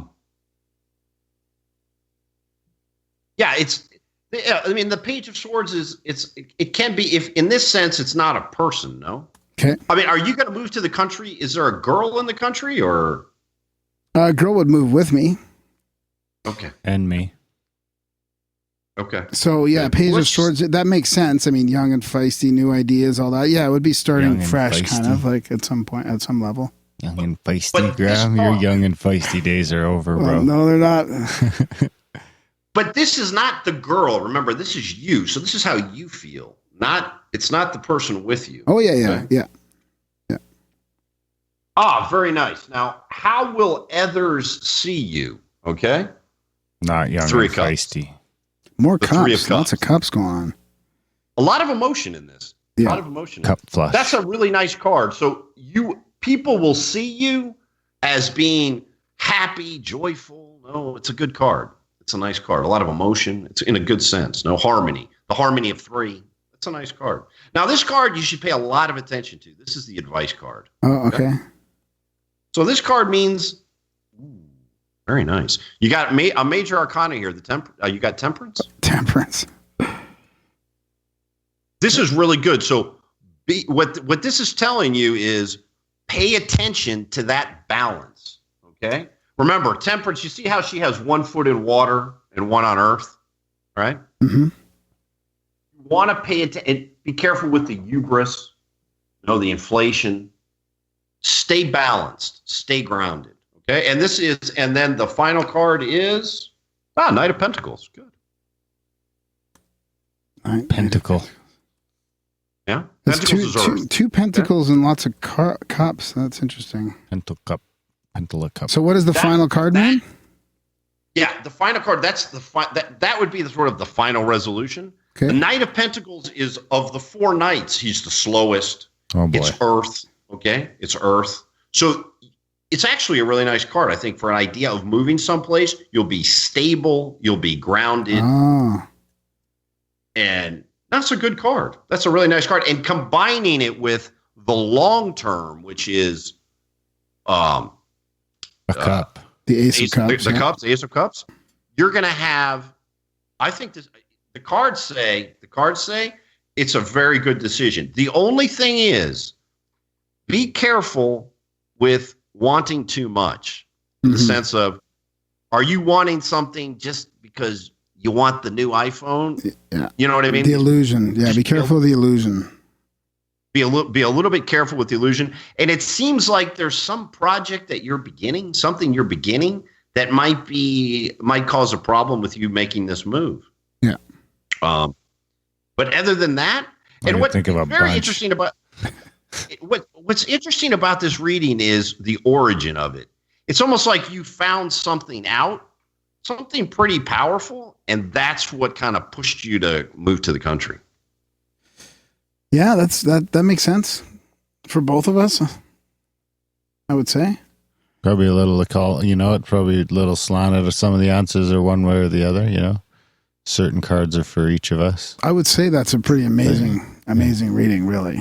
It's very interesting. Cry? No, I'm not going to cry. Okay. But did it resonate? Oh, very much. Very much so. Yeah. Because I just have it clear. This is all code, right? This is code for something else. Moving to the country. Actually, it wasn't. No, it wasn't. We just said, fuck it. Oh, okay. We're terrible. Oh, okay. It's a little code. It's a little bit. Like it's not, it's a bit code. But it's, okay. Yeah. No peaches involved. So, any questions before I put them back about the reading? No, I think that honestly, I think that's really it's very interesting, and it makes it does resonate. It makes sense too, and it's also very optimistic and positive. It does. It's good, yeah. Like that's the way I would feel. That's the way I kind of would feel about it. Is it? Yeah. If that were to happen. Do you have any more questions? Me? Yeah. Mm-mm. I can't think of any either. Yeah, I usually only do one reading for a person for every 3 months or so. Yeah, it's not something you should do too much. That makes do sense. Too much, like masturbating. What about those little, like, in the new decks you get, there's like 3 or 4 different readings, and sometimes it's like 1 card, 3 card, 5 card, or whatever. Is there little mini readings you do at all? Like, I only use the Celtic Cross because I've been doing it. Because think about it this way: there's 78 cards, there's 10 positions, so there's about like 6 million different combinations. Yeah, yeah. And so to get familiar, plus the question, right? So to get to be able to kind of weave out a narrative from a reading, it's not so easy. Yeah. Yeah. No, this reading was good. relatively, it was pretty good. It was pretty fluid. Yeah. That's good. Yeah. I wasn't battling a lot. Yeah. So is that cross like 5 cards up and 5 cards across? Well, it would actually be, there's 2 cards on top of each other, right? Oh, okay. And then you've got 4 cards around that make the cross. And then you have the staff of 4 cards. So it's 10 cards. And that's the Velvet Cross? Celtic Cross. Oh, I can picture that now. 1, 2, 3, 4. Got it. Like the Irish one. So is that, I guess that's, I wonder if that's like, I wonder how that's tied in with like astrology and precognition and all those sorts of things. Like, do you think that's all? Do you think the tarot is pulling into that same sort of thing? Like into the, like we kind of joke of it being, that's what the Akashic Record sort of is this weird sort of common consciousness where all the answers to everything are.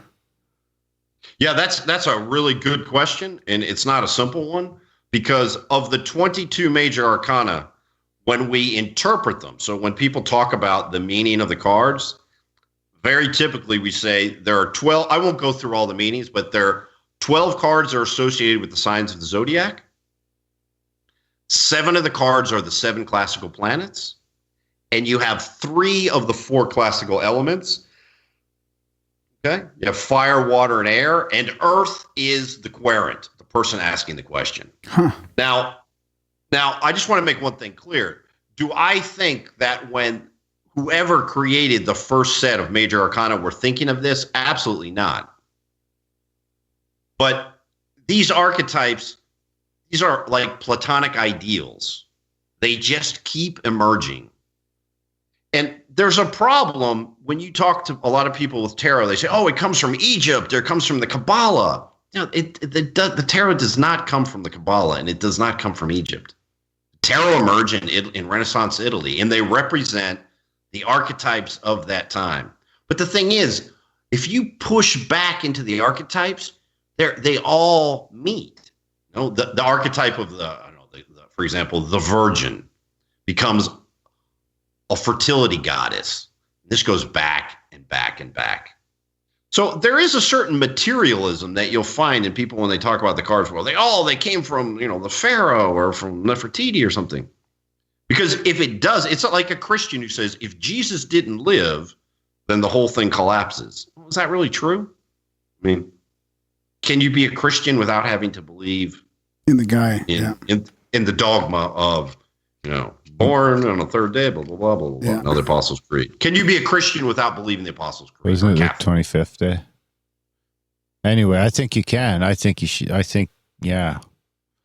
Because so do I. Yeah, the more shows we do and everything, it really seems like that's all sort of based on old mythology or maybe even astrology, and it's all what's the word I'm looking for? Allegory. Yeah, it's all connected. So when you did the process of you picking the cards there, so you asked us I think it was the beginning with the King of Swords, I believe it was like, you tell me when to stop, and then Darren said right away, like, stop, and then how do you do the rest how do you choose the rest of the cards from there on? Oh, I just take them from the top. Take them from the top. Okay. Yeah. So you shuffle. The only card I look for is the significator. I look for the first king. That's you. The King of Swords is me, and then I cut the deck. Then I cut the deck. Yeah. And 3, that's why I did the thing about the fingers, and then I just from the top. Oh, okay. That was the cut the deck. Okay, that's interesting. Yeah. No, I thought that was great. There you go. Yeah. I had another question about in general, but now I can't remember.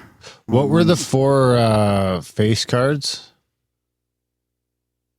There's the king. You mean in your reading or in? No, just in general.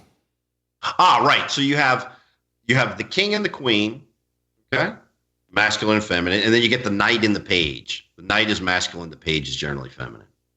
And so you get 4 court cards. Okay. I was trying to relate it to that because I just read a book, King, Warrior, Magician, Lover, and I was wondering, because that's all based on Jungian archetypes as well, I believe. Okay. Who wrote that book? Shit. I'll find out. It's okay. In the film, I talk a lot about Jung, a lot, and also Joseph Campbell. And there's a wonderful talk Campbell gives on the Grail myth. And in the question and answer section, it's not on the internet. You can't find it. I don't know where I found it. I think I found it on some weird Joseph Campbell torrent. But he starts to talk about the cards. It's pretty interesting to get his take on the major arcana. It's pretty cool. Yeah, that would be cool. And I use some of that in the film. I have a take on the hero's journey, like that. The attractiveness of it is, is, let's say you're Frodo and you've got to save the world. God. What? It's always Frodo. But I mean, the way it's that you're in the moment. Like, you have to be present, and you have to be like, everything is on the line. Life has the most meaning ever because everything depends on your actions, your decisions, your character. It's all there, and you have to be right there in the moment. It's like the most present you would ever be as if the world is on your shoulders. I feel like that's the attractiveness of it. Like, that's like the feeling of if we got into some, like, that's what we don't have in society, in this Western society anymore, is everything being on the line. I mean, of course you do. Yeah, you're homeless and you go through all kinds of problems. Like, that's happening, but not at a grand scale like it used to be. Like, if you're in the middle of a war or whatever, and it's like, you're in the trenches and that's all that's going on right now. You're not worried about all this other little bullshit. Yeah, I agree with you. I mean, for example, I've lived in a lot of countries. And what I've learned from for example, when you live abroad and in many different cultures and different places and work there, what you learn is you really don't learn about I lived in China for 1.5 years. Now I taught at a university there. What do I know about China? You don't learn. I mean, you're not going to learn Chinese culture in 1.5 years. but you do learn so much about our own culture, no? And that's like a little bit what you talk about, that pressure on you to snap out of your dogma, your beliefs. And it's hard to do. I think it's a little bit hard to do if you follow the path that society sets out for you. Like Terrence McKenna, when Terrence McKenna talks about culture is not your friend, that's what he's talking about. That's good to clarify that. I think people are misinterpreting that a lot now. Yeah. How so? Well, I think they're simplifying it to culture in general. Forget culture. Like let's say like a mix mash of everything. Yeah, like the Italian culture that created this tarot. Like forget that. It should just be one mixed global culture of the utmost ethical variety. Like that, that culture is inevitably leading you to a dark path kind of thing. But I don't buy that. I'd rather use your definition of what Terrence means in that. Yeah, that's completely, that's total BS. And also, you need that. It's like when you any sport you've ever played, anything you've learned, you've got to follow those rules. You've got to master them. And once you've mastered them, then you can kind of move beyond them. No? Yeah. But that culture, what culture does, you kind of need. It's like I was raised in a very strict, sort of religious, very Catholic family and all that. And while right now, when I look at the Catholic Church, I don't know if you've read that article I wrote on zombies. No. But no. The whole zombie meme, I look at like we as a society, we consume, but we're never full. And the only way to get rid of the zombie is to hit him in the head, to put the bullet through his head. No. Yeah. Uh-oh. Oh shit. As an altar boy, I never forget as an altar boy sitting there watching the mass thinking, this is kind of creepy, I mean, are we really eating this guy and drinking his blood? I always found it a little creepy. And now I find it incredibly creepy. And I think, oh my God, that's, the mass is like a zombie movie. You know what I mean? That culture, but to get to that realization, I had to be a Catholic. Yeah, but does that have to be part of the culture? I mean, that would be one of the negative things that people would say is that you have to go through, because of our culture, because of the, narrow-mindedness or because of the dogma in our culture. So you woke up from it, but how many people didn't? But if you don't know dogma, what you're going to do is you're going to find another dogma. Yeah. Like take the social justice warrior type. Oh boy. They are so desperate for a structure. And that's why they're so afraid of any kind of opposing ideas. They need an authoritarian structure. And they haven't found it in our culture.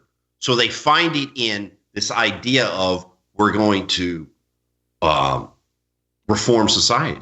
But it's incredibly dogmatic. Oh yeah, it's incredibly forceful too. Because what happened to the freedom that we all supposedly wanted? Oh, right. Exactly. What about freedom? They're terrified of freedom because that freedom means responsibility. That's why. Yeah. John le Carré, the spy novelist, the English spy novelist. No, the name sounds the spy familiar. who came in from the cold, Tinker Tailor Soldier Spy. Oh yeah, okay. Yeah. He had a great line in it. They were talking about they caught somebody and they were pulling out his nails, and he wouldn't give in. He was a true fanatic, and at the root of all fanaticism is a doubt. So when you meet a fanatic, you know that there's a doubt because if you don't have a doubt, why would you become fanatical? And you see that in a lot of young people today because they're looking for something to hold on to. No, they're looking for a dogma. So you can't escape it. You can't. It's a part of the fool that journey of the hero. First, they dump all this stuff on you, and then you gradually, hopefully, remove it. There you have it. Yeah, that's good. So let's switch gears a little bit to some of your other work. You were talking about, some of your books and some of the other stuff you're interested in. Yeah, I guess I've written a lot about finance too, about money. What is money? Oh, that's a tricky And subject.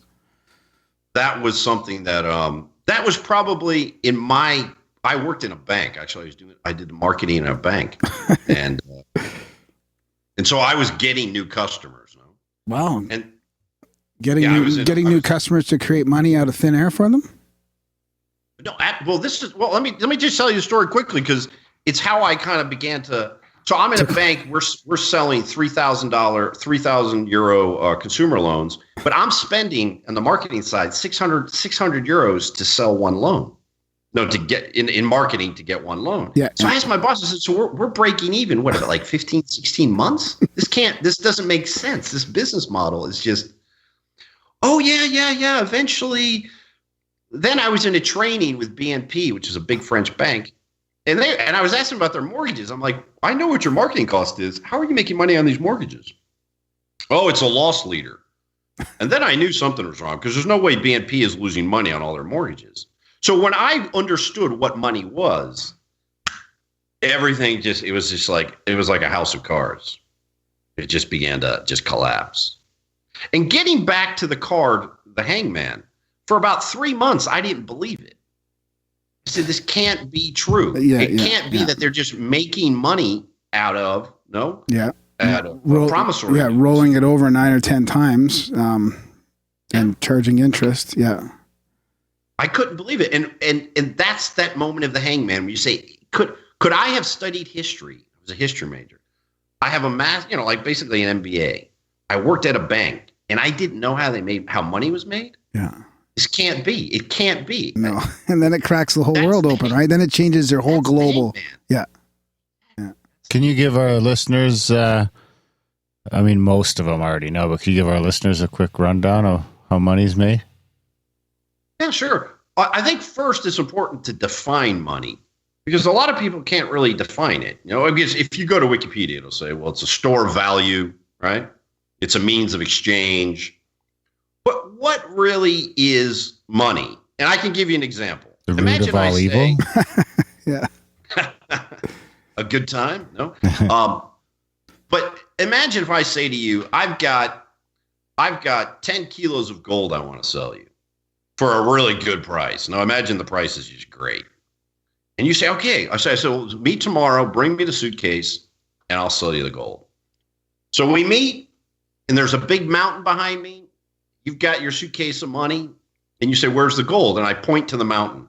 I say, the gold's somewhere in that mountain. You're not going to give me that money, are you? No. I might give you the money. All right. So what's the difference between me pointing to the mountain and me giving you the gold? The difference is the work. So you got to remember, money equals work. That's what it is. It's work. It's nothing else. So when we say gold is money, gold isn't money. The work that it takes to go and get an ounce of gold, that's money. It's an important difference because a lot of people get confused in that. Gold is not money. It's the work it takes to get the gold, right?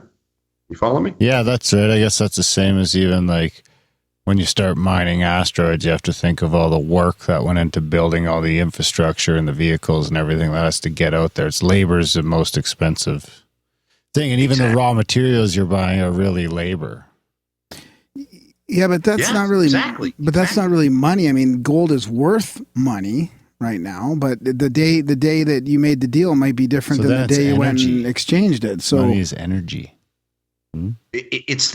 Okay, you could say it's energy, but it really, I think from a human level, it's human labor.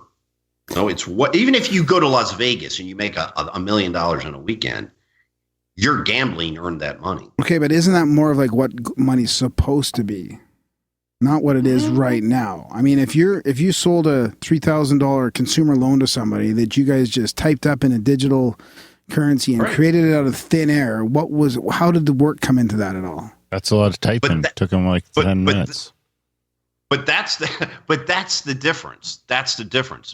Bank money isn't real money. So think about it this way. If you go to get a mortgage, right? You sign a promissory note. I will pay $100,000 back in 10 years. And on the other side of the ledger, That's the debit. On the other side of the ledger, the bank creates the money. How does that money get destroyed? As you pay that mortgage off, that money gets destroyed. So in 10 years, if you pay it on time, the money's destroyed. They rip up the promissory note. 100 grand was created and 100 grand was destroyed. That money that the bank creates is not the same money that you go out and earn. It's not apples to apples. And that's where the problem is. And they don't destroy it, do they? I mean, it comes back in and then it goes back out 9 or 10 times, doesn't it? No, when you pay back that mortgage, that money is destroyed. Huh. That's how money's created. So that's why debt creates money. And when everyone pays off their debts, that's what there's. Yeah, right? It crashes. Yeah, Money, the supply goes down, right? So then the money is just the money being created out of thin air is just the interest? No, the interest is not created out of thin air. The interest, you got to go out and work for it. It's still created out of the money's still created out of thin air. It's just paid back. Right, but the interest is created from another debt that was created. Right. It's not created in that loan. So how's the bank making money? Oh, because they're gambling your money on other stuff. No, because with the bank, remember the bank can create 10 times its reserves, right? Right. So if the bank has, so let's just say the bank has $100 on reserve, they can create 1,000. So they create 1,000, they make 10% on it. So 10% of 1,000, or 10%, say 10% of 100 is 10. So on their reserve, they've made 100%. So the banks make about 100% on their reserves. Could they just pull out the $1,000 and put it in the reserves and create 10,000? Pull out the 1,000. The money on reserve is what they can multiply to create. So, but when you pay off your mortgage that you're talking about, like that $100,000 mortgage, when you pay $1,000 a month, let's say, on it, now they have that 1,000 in cash, and now they use that as a reserve, so they get 10 times on that. Then, no, because remember, when they create that money from the mortgage, they give it to you, and you buy the house. Yeah, but I'm putting it back. I'm sending it back to them. It only works if you give it to the mortgager, I think. Yeah. That's the deal. Now, if you did something shady with the bank and you said, I'm going to buy, for example, I'm going to buy a used car with 10 grand. You take that 10 grand, you put it back in the bank, right? Deposits can be used as reserve. So then, right. Okay. Yeah. If you did something like that. Yeah. And then you could say, give me 20% of that 100 grand you're going to get. Ooh. Do you know any banks that are shady? I'd like to open a bank. I could see a money-making venture here. Oh yeah. So well, you got a bit of an anarchist in you. So what do you see as a bit of a solution to this then? Like, do you there's a couple banks in the States that are in what state is it? Montana or something like that are sort of public banks. Oregon, maybe? Yeah, Oregon, maybe. Seem to be doing good work as far as not following the whole debt-based system. Because because basically all the money you see in the world that we use, those are claims on future labor. That's work that will be done in the future. Now, if banks just became money exchangers, so imagine I put $1 million in the bank, and the bank gave me 2% and lent the money for 8%, and they took a share of it. That, I think, would be a much better way of banking. And there are some economists who've talked about this. Now, should the banks be able to have some multiples to create money? That gets very complicated. But real money, a hard money society. Imagine in 2003 when George W. Bush wanted to start the Iraq War. What if he had to say, all right, folks, we're going to go get Saddam Hussein, and we're going to put a 10% VAT tax on everyone in the U.S. You think that war would have flown? I kind of doubt it. George W. Bush cut taxes and started a war. You can only do that in a fiat money system. Yeah. Does fiat mean fake? Fiat means created by decree. I say it, therefore it is. Excellent. I need to get that kind of decree. So what would you? So get a little deeper into the solution then. Well, I mean, if you made me dictator, what I would immediately do is, for example, what's one really interesting solution? Going back to the countries to create their own currency that aren't through central banks, like based on gold. Yeah, it doesn't have to be gold. It could be based on oil. It could be based on labor, right? Okay. You could say, what our GDP is, but and we don't allow the banks to run this scam. Yeah, exactly. It's a scam. Exactly. It should be up to their own sovereign country to do it, right? And take the financial crisis. The financial crisis was fascinating because the banks, they fucked up big time. They created an enormous amount of paper that was absolutely worthless. And what did the Fed do? The Fed bought it back. QE meant buying back some government bonds, but about $50 billion of mortgage-backed securities a month. So imagine if you make a car that no one wants, and then you call the Fed and say, hey, I can't sell these damn things. Will you guys buy them for me? Sure. Elon. That's what the banks did. Yeah. Yeah, you should call the Fed, get them to buy those cars that keep blowing up. No, I think he did, didn't he? Those Teslas are pretty highly subsidized. I'm not sure about that. So is the blockchain a solution to this then? I mean, when is it going to be, or is that, do you follow that at all? Yeah, I do actually. And as the fact that it's an alternative form of money. I mean, money can be cigarettes. It can be anything. As long as people trust in it. Yeah. Remember, money is the biggest story in the world. The only story that we all believe. It's agreed upon value of something, right? Really? Exactly. I mean, Yuval Harari, the Israeli historian, he did some TEDx. I don't agree with everything he says, but he does mention something that's interesting. He said the only story in the world that we all believe is the dollar story. Yeah. From Saddam Hussein to Bin Laden to whoever, the CIA, we all buy into that story. The moment we stop buying into it, it's going to be horrendous. Horrendous. Because what's going to happen? If people don't trust in money, they're just going to stop producing. Factories are going to stop producing. Farmers are going to stop planting. Fishermen are going to stop fishing. They're going to wait. And when everyone stops and waits, some people are going to go hungry. It's going to be ugly. Not if you're in the country. Exactly. I'll suck your dick for some tomatoes, Farmer Joe. I've never. That's what your fantasy is about living in the country. You got nice juicy tomatoes to sell. Fuck. I was buying the tomatoes in that scenario. Oh, you were buying the tomatoes, yeah. Oh, you were buying. Oh, I thought you were. Jeez, yeah, I know. Jeez, I'm learning new stuff about Darren. I'm not every Farmer day. Joe. I could get in the tomato selling business.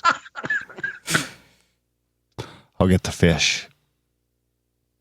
So I'll this trade the fish for the tomatoes, because they're starting to, now they're saying that some of these coins are going to be, the Bitcoins are going to be, accepted in like Starbucks and all these other, and I don't think it necessarily means that, but there's definitely a shift. It seems like lately, last month or two, to, that this is going to become a little bit more mainstream. Oh yeah.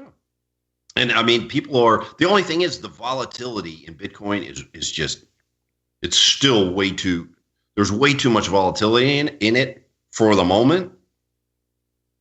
And remember, Bitcoin itself is limited. So on the amount of Bitcoins that can be produced. So I don't think Bitcoin is the solution. No, I meant, but it could be part of the solution. Yeah, exactly. Yeah. As long as it's legitimate. Well, as long as it's not somebody just whipping money out of thin air saying, okay, you give me that piece of paper, I get to create $100,000. Yeah. But the $100,000 that you pay me back, you're going to go out and bust your ass for 15 years. Yeah. It's the difference. It's not apples for apples. Yeah. And when money is apples for apples, it would be a lot different. Like, for example, peer-to-peer lending. There's a lot of rich people who are sitting on money. Why can't they just lend their money? Right? Yeah. That would be real money for real money. I made a lot of money. I lend it to you. You pay me 10%. Why doesn't that happen? Good question. Is biggest Well, I scam guess in it does in the form of like venture capitalism and stuff like that. Yeah, that's true. Venture capital, it happens. VC, baby. No? I don't know, because it's a bit, we rely on listeners' donations here, and we have people that just get booted off of PayPal, for example. I mean, it's really, the infrastructure is pretty shaky right now. I mean, there's Patreon, and I mean, it's not going to take much to shut those two down if they don't want people running their own little businesses. I mean, we're really Then you're not back very, to people mailing you checks. yeah, like where does it go from there? If the blockchain doesn't, if a proper peer-to-peer distribution or this blockchain thing doesn't get set up without getting destroyed. But I mean, because the banks must be all over that. I mean, they must see the writing on the wall with that they have to step in and take control, you'd think. I don't know. Think about it like the way books worked, right? Everyone thought the bookmakers and the newspapers and all those people were going out of business, and they just sort of transitioned. Well, the newspapers did. I mean, that really did affect Some of them quite a did, bit. and some of them went to, I think it's something like, I was reading something the other day that says that the New York Times now is up to like some insane number in subscriptions every year. Oh, wow. And it's just going So they up. finally it took jumped a on while- that it took a model and it's while. working for them? If they would have been on it in the beginning, they could have really done well, but they're sort of turning it around in a Took lot of them ways. so long. Yeah. Hmm. And maybe, you can see the radio stations kind of trying to do that now. They're all, most radio stations have if they don't have a podcast, they at the very least have an online web player so you can listen anywhere in the world. Wow. So that's them trying to transition. I mean, whether or not it'll work remains to be seen. So that's come back to that whole stream to subscription. the world from our fucking basement here. Yeah. But that's come back to that whole subscription-based model, right? Everybody's doing it. Even who is Microsoft? Did you hear about Microsoft now? So this will be interesting to get your take on this. Apparently, if you're using 7 or 8, I believe, you're okay. But if you upgrade it to 10, from now on, you're going to subscribe and pay monthly. When did this? I didn't hear about this. When did this come out? I don't know. Just recently, I think. Well, I think it's So something they're like trying to Apple get the makes- subscription thing too, right? Apple makes $37 billion a year in subscriptions right now. Oh, that's unbelievable. And they're talking about looking at a future where Apple does subscription base where you pay them, I don't know what the numbers are. How about they loan us for now, money? let's just say it's $100 a month. You pay Apple $100 a month. You get access to Apple Music, Apple TV, all those Apple streaming services. You get the new iPhone whenever it comes out. If your phone breaks, you get a new one to a certain extent, you basically have a subscription instead of buying phones. And I mean, that's kind of the way music has gone. Now I do a Spotify subscription instead of buying CDs.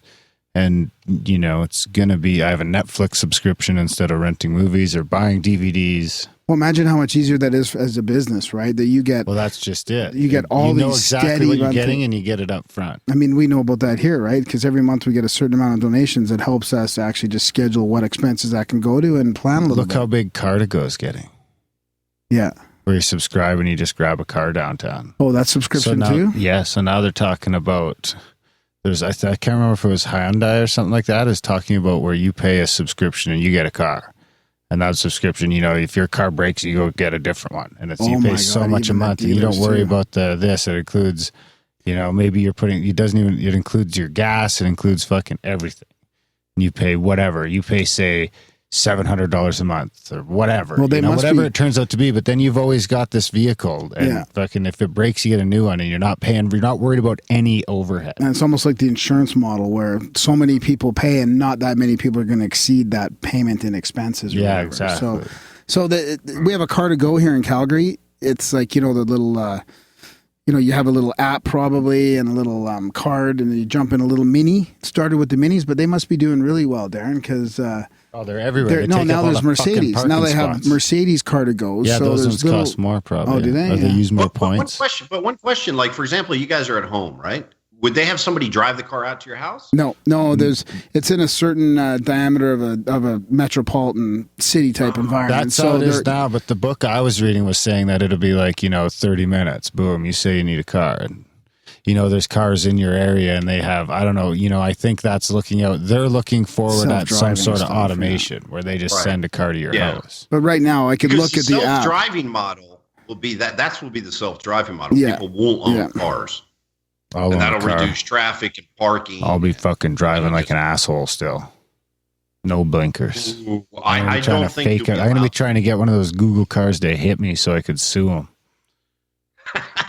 So on Google, you go to self-driving, then you're gonna be constantly trying to get your cars not to run me over. To the moon. What do you think about some of that stuff, Robert? Well, I mean, the self-driving model, then that gets into AI and all that. But yeah, that I think 10, 15 years down the line, people won't own cars. And what I don't like about this subscription model is what they're doing is, like, for example, I toss the smartphone. I don't use it. I have an old dumb phone, and that's it. But at my grocery store, they have some stupid thing where you get like 10% discount on everything, those club things. But you got to have a smartphone to be able to get the discount. So what they're doing is they're locking you into social media, locking you into all that messaging and all that insanity. So it's tough. It's a way to get their hooks in you. And I would plead with people, really stay away as much as you can, especially now. We do a subscription model here, so let's not. Oh.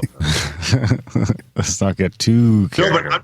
But I'm not talking about subscription models. I'm just Okay. talking social media. Oh yeah, social media is a fucking. I feel dirty. I start to feel my heartbeat speed up and everything if I spend too much time on social media. I can notice it now. Huh. You know where I learned that? I was living in China and I couldn't read the New York Times, so I started reading the Washington Post. And I'd never read the Washington Post before. And I would read the newspaper and get angry, like I wanted to punch somebody.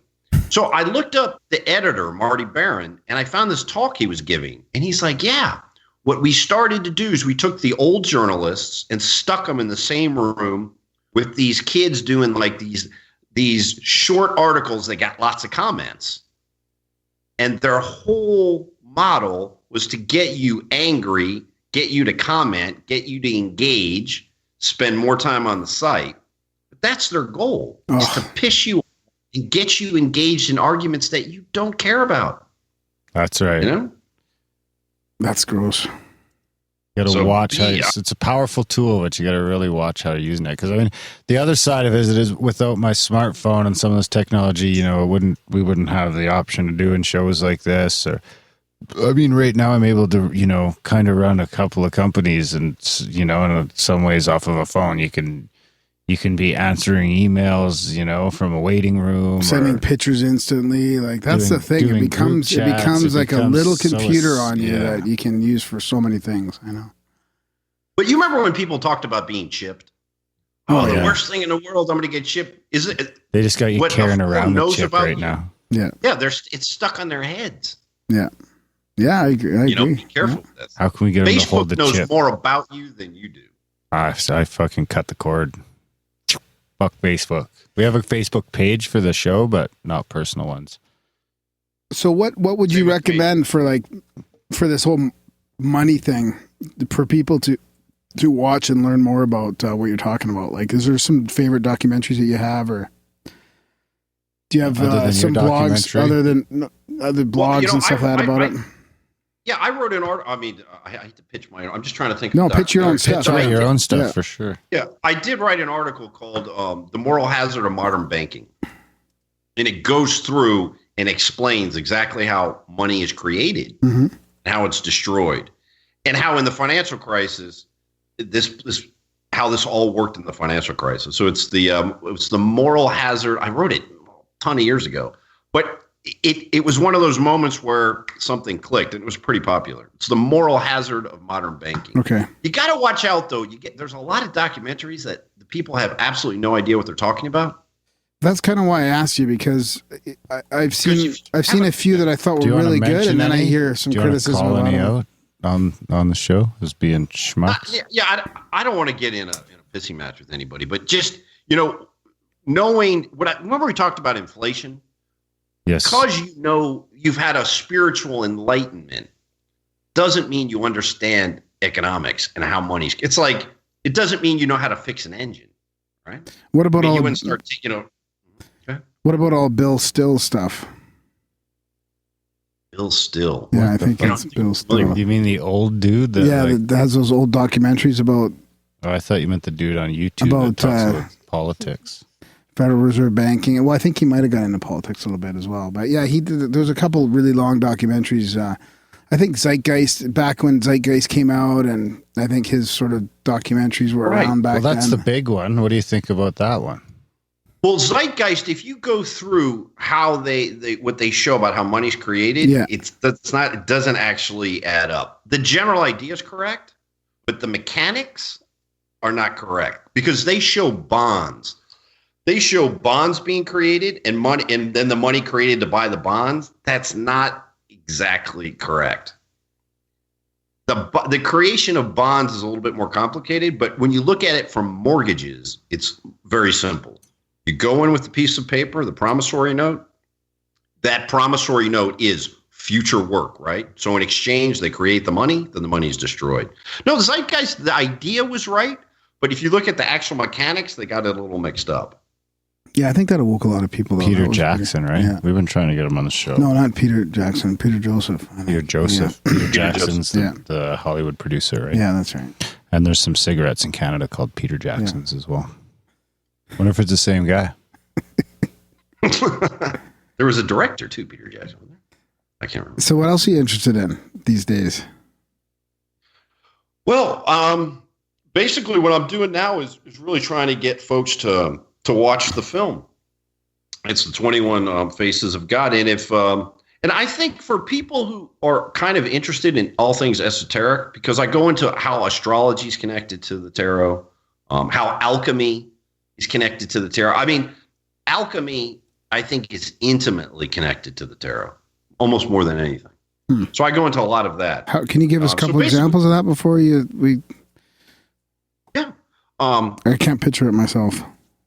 So think about alchemy as taking, from a material sense, lead into gold. No. Yep. So it's what alchemy does is it accelerates nature. So if our destiny as humans is to become more and more conscious, what alchemy does is it pushes us on that path. And that's why, for example, Carl Jung was fascinated by alchemy, because he saw it as that process of individuation that he talked about, of expanding your consciousness. And so in the deck, when the deck was created, alchemy was very, very important in Renaissance Italy. So I try and connect alchemy into the cards. Like, for example, the magician takes the fool, separates him. There's an alchemic process idea in that. Yeah, in that. But alchemy is fascinating. Is truly fascinating. That's making gold out of something, out of lead. Or just making something out of nothing, or something good out of separating something. I think people, just talk about it being lead to gold, but it's more than that. I think it's right. The process, the prima materia, into the philosopher's stone. The transformation process, kind of thing. Yeah, the philosopher's stone. Huh. Interesting. Is that the stone that helps you understand every language? Oh no, that's the Rosetta Stone. Right. So where can what's the YouTube channel and everything like that? Where can our listeners come and watch the documentary? Where can they find more of you? Where can they hassle you if they got a beef? Oh yeah. What I would love folks to do is you just pop into YouTube, write in the 21 Faces of God, and you'll find the YouTube channel. And if they do like it, I would just ask, because I have no social media presence, zero. So I mean, if they do like it, if they could post it to social media to get some, because I just released it. I had some kinks with the copyright issues, but I've finally got it out there last week. Okay, good. So yeah, if they like it and everything, if they could post it to social media, that would be fantastic. Like and share. Remember, there's 27 parts, so you can watch the whole film, or you can watch it in parts, however you like. Yeah, I was browsing through it today. I like how you separated that all out. It's good. Easy, there's a lot of digestible cool music chunks. Yeah, I like the way. Yeah, I like the music in there. And since you do listen to our show, I'll ask if you have a favorite episode. Randall Carlson, man. I love that guy. Always Randall. He's like my hero. Oh, he's RC, awesome. baby. Yeah, he's awesome. And I go into a lot of the Pythagorean ideas. We won't go into this now, but in the section on archetypes, I go deep into Pythagoras. And Randall Carlson with the sacred geometry really goes into that too. So if you're into Randall Carlson, I think you would like at least that section on archetypes. Yeah. Because I really go deep into it about music, connecting the archetypes to music, number, the tetractys, and all that. Right on. And then you have your website as well, Cactusland, right? .com. The Cactus Land. And there you can see all my old. You can see my old articles. You can see that article on money. That's from a bunch of years ago, but yeah, there's an article on zombies is there. Funny money. TheCactusLand.com. And then what about this tarot seminar? Yeah, that's something because I'm not really a tarot reader. I mean, it's not how I make money. I mean, I do tarot readings for people and things, but what I like to do is gives physical seminars. So if there are any groups out there who are looking for a tarot seminar, watch the film, and if you feel like my ideas would resonate, get in touch with me. Maybe we can work something out. Yeah, right on. Excellent. Maybe could you do like a tarot course? Yeah, I do it's like a 12-hour sort of weekend seminar, but I could expand it. But yeah, basically the seminar I've done it many times, it's a weekend. So it's usually like Friday, Saturday, Sunday. And it's pretty intense, but it gives you a taste. You're not going to learn how to read tarot in a weekend, but it gives you that kind of initial taste. Gives you an if you're itch. Yeah, An itch exactly. to scratch. A splinter in the mind. More tarot. Needs more tarot. Excellent. Well, Graham, did you get your answers? Are you satisfied? Yeah, I am very, very much. Thanks. Excellent. Yeah. Thanks for your time. Hey, I want to thank you guys so much, man. I had a lot of fun. Yeah, no, it's good.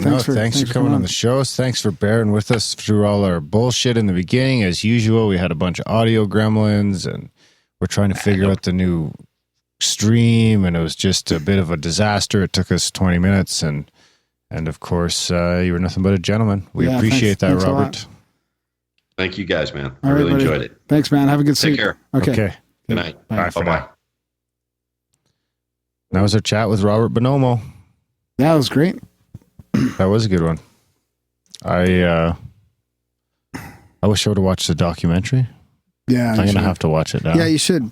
It's really good. I mean, I saw some of it, but I shouldn't say it's really good because I haven't watched the whole thing yet. But I did see some of it. Yeah. What I meant to say is it sounds really good. I'm gonna start watching it tonight. 27-parter. I can break it up. Bingo bango. Thanks for the documentary, Robert. It's free. Of course, he just throws it on YouTube. The reading was awesome too. I did like the reading.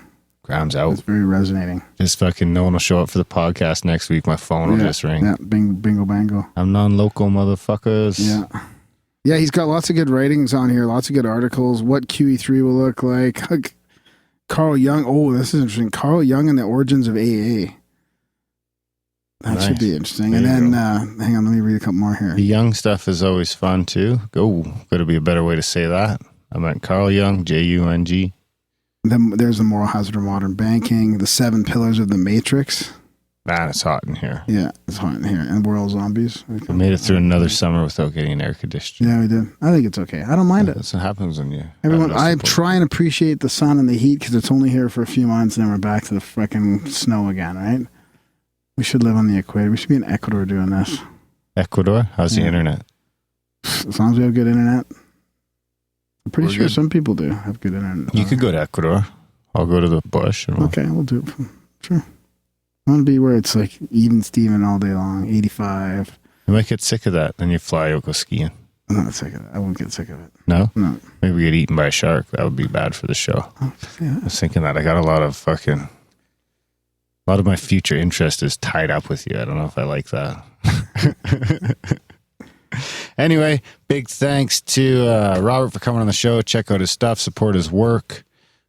Click the ads if there's ads in his stuff. I don't know if there's ads in there or not, but if there is, click on them for him. Yeah, share it. Yeah. Share all his stuff like he asked you to. Share our stuff. Support our show, Grimerica.ca/support. Help us keep it commercial free, censor free, all that bullshit free. it might turn out one day that we do need to host our own stuff. So we kind of got to start preparing for that if people are getting kicked off of platforms. Yeah, we got a couple controversial ones coming out. So actually, they'll probably be out by the time people listen to this. But well, we'll address it in the intro as well. But support the show if you can, guys. It is more important than ever. Grimerica.ca/support. And big thanks to everyone for checking out the new Grimerica stream. The links for that are on the webpage. But that's the new Grimerica live stream. So, so thanks to all those people. And I think that you got anything else? No, that's it, sign up for the newsletter, Grimerica.ca/news. Support the show. Rate the show. Fucking spam, gram. Yeah, send me your stories, comments, feedback. Have a good fucking weekend. Right on, buddy. All right, guys. Thanks for listening, and we will see you next week.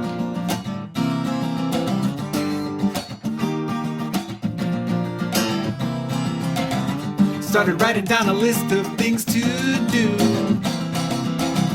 Number 1 on the list of things to do was to write a list of things to do. Number 2 on the list, a little more nihilist, wrote down the cake is a lie. There is no spoon. Johnny flipped out, they put him in a rubber room. Hide all your money under your mattress. You call your enemy a fascist. Somebody call an ambulance, the sky is falling. Hide all your money under your mattress. You call your enemy a fascist. Somebody call an ambulance, the sky is falling. Started to carve my initials into a 150-foot tree. Forgot who I was, where I was, cut my hand and it began to bleed. Was only looking to leave my mark in the bark in the park, now I'm in agony. I have no name. My legacy is written in the sparks in your brain. Hide all your money under your mattress. You call your enemy a fascist. Somebody call an ambulance, the sky is falling. Hide all your money under your mattress. You call your enemy a fascist. Somebody call an ambulance, the sky is falling. Johnny crumpled up, threw away his list of things to do. Instead he got to jotting down his lifeblood legacy manifesto. Live by principles of peace, mix it with charity. Don't leave the next generation a world of scarcity. Johnny wasn't a commie, he was my fellow man. Johnny wasn't a commie, he was my fellow man. Johnny wasn't a Nazi, he was a firebrand. Johnny wasn't a Nazi, he was a firebrand.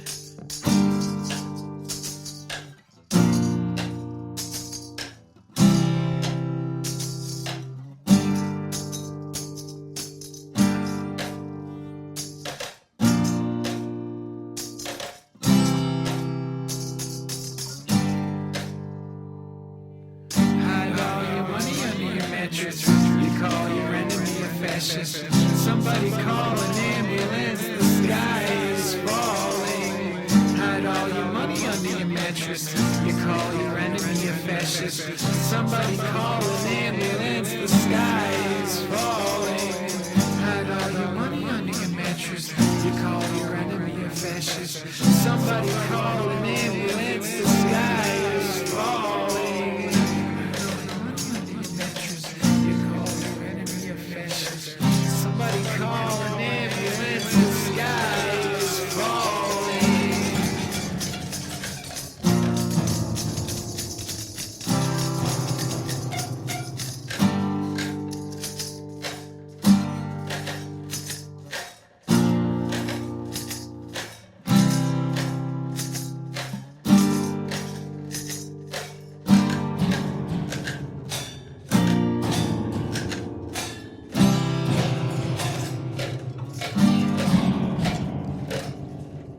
Some of you may have heard by now, Darren and Graham have had to close up shop on the Igloo, their makeshift podcast studio. But don't cry now. It's time for you to subscribe now. It hurts so bad to say goodbye to the Igloo. Many excellent interviews were had in the Igloo. But Darren and Graham will pull themselves up by their our bootstraps. Get into a real studio with a little help from your Grimerica subscription. Cha-ching.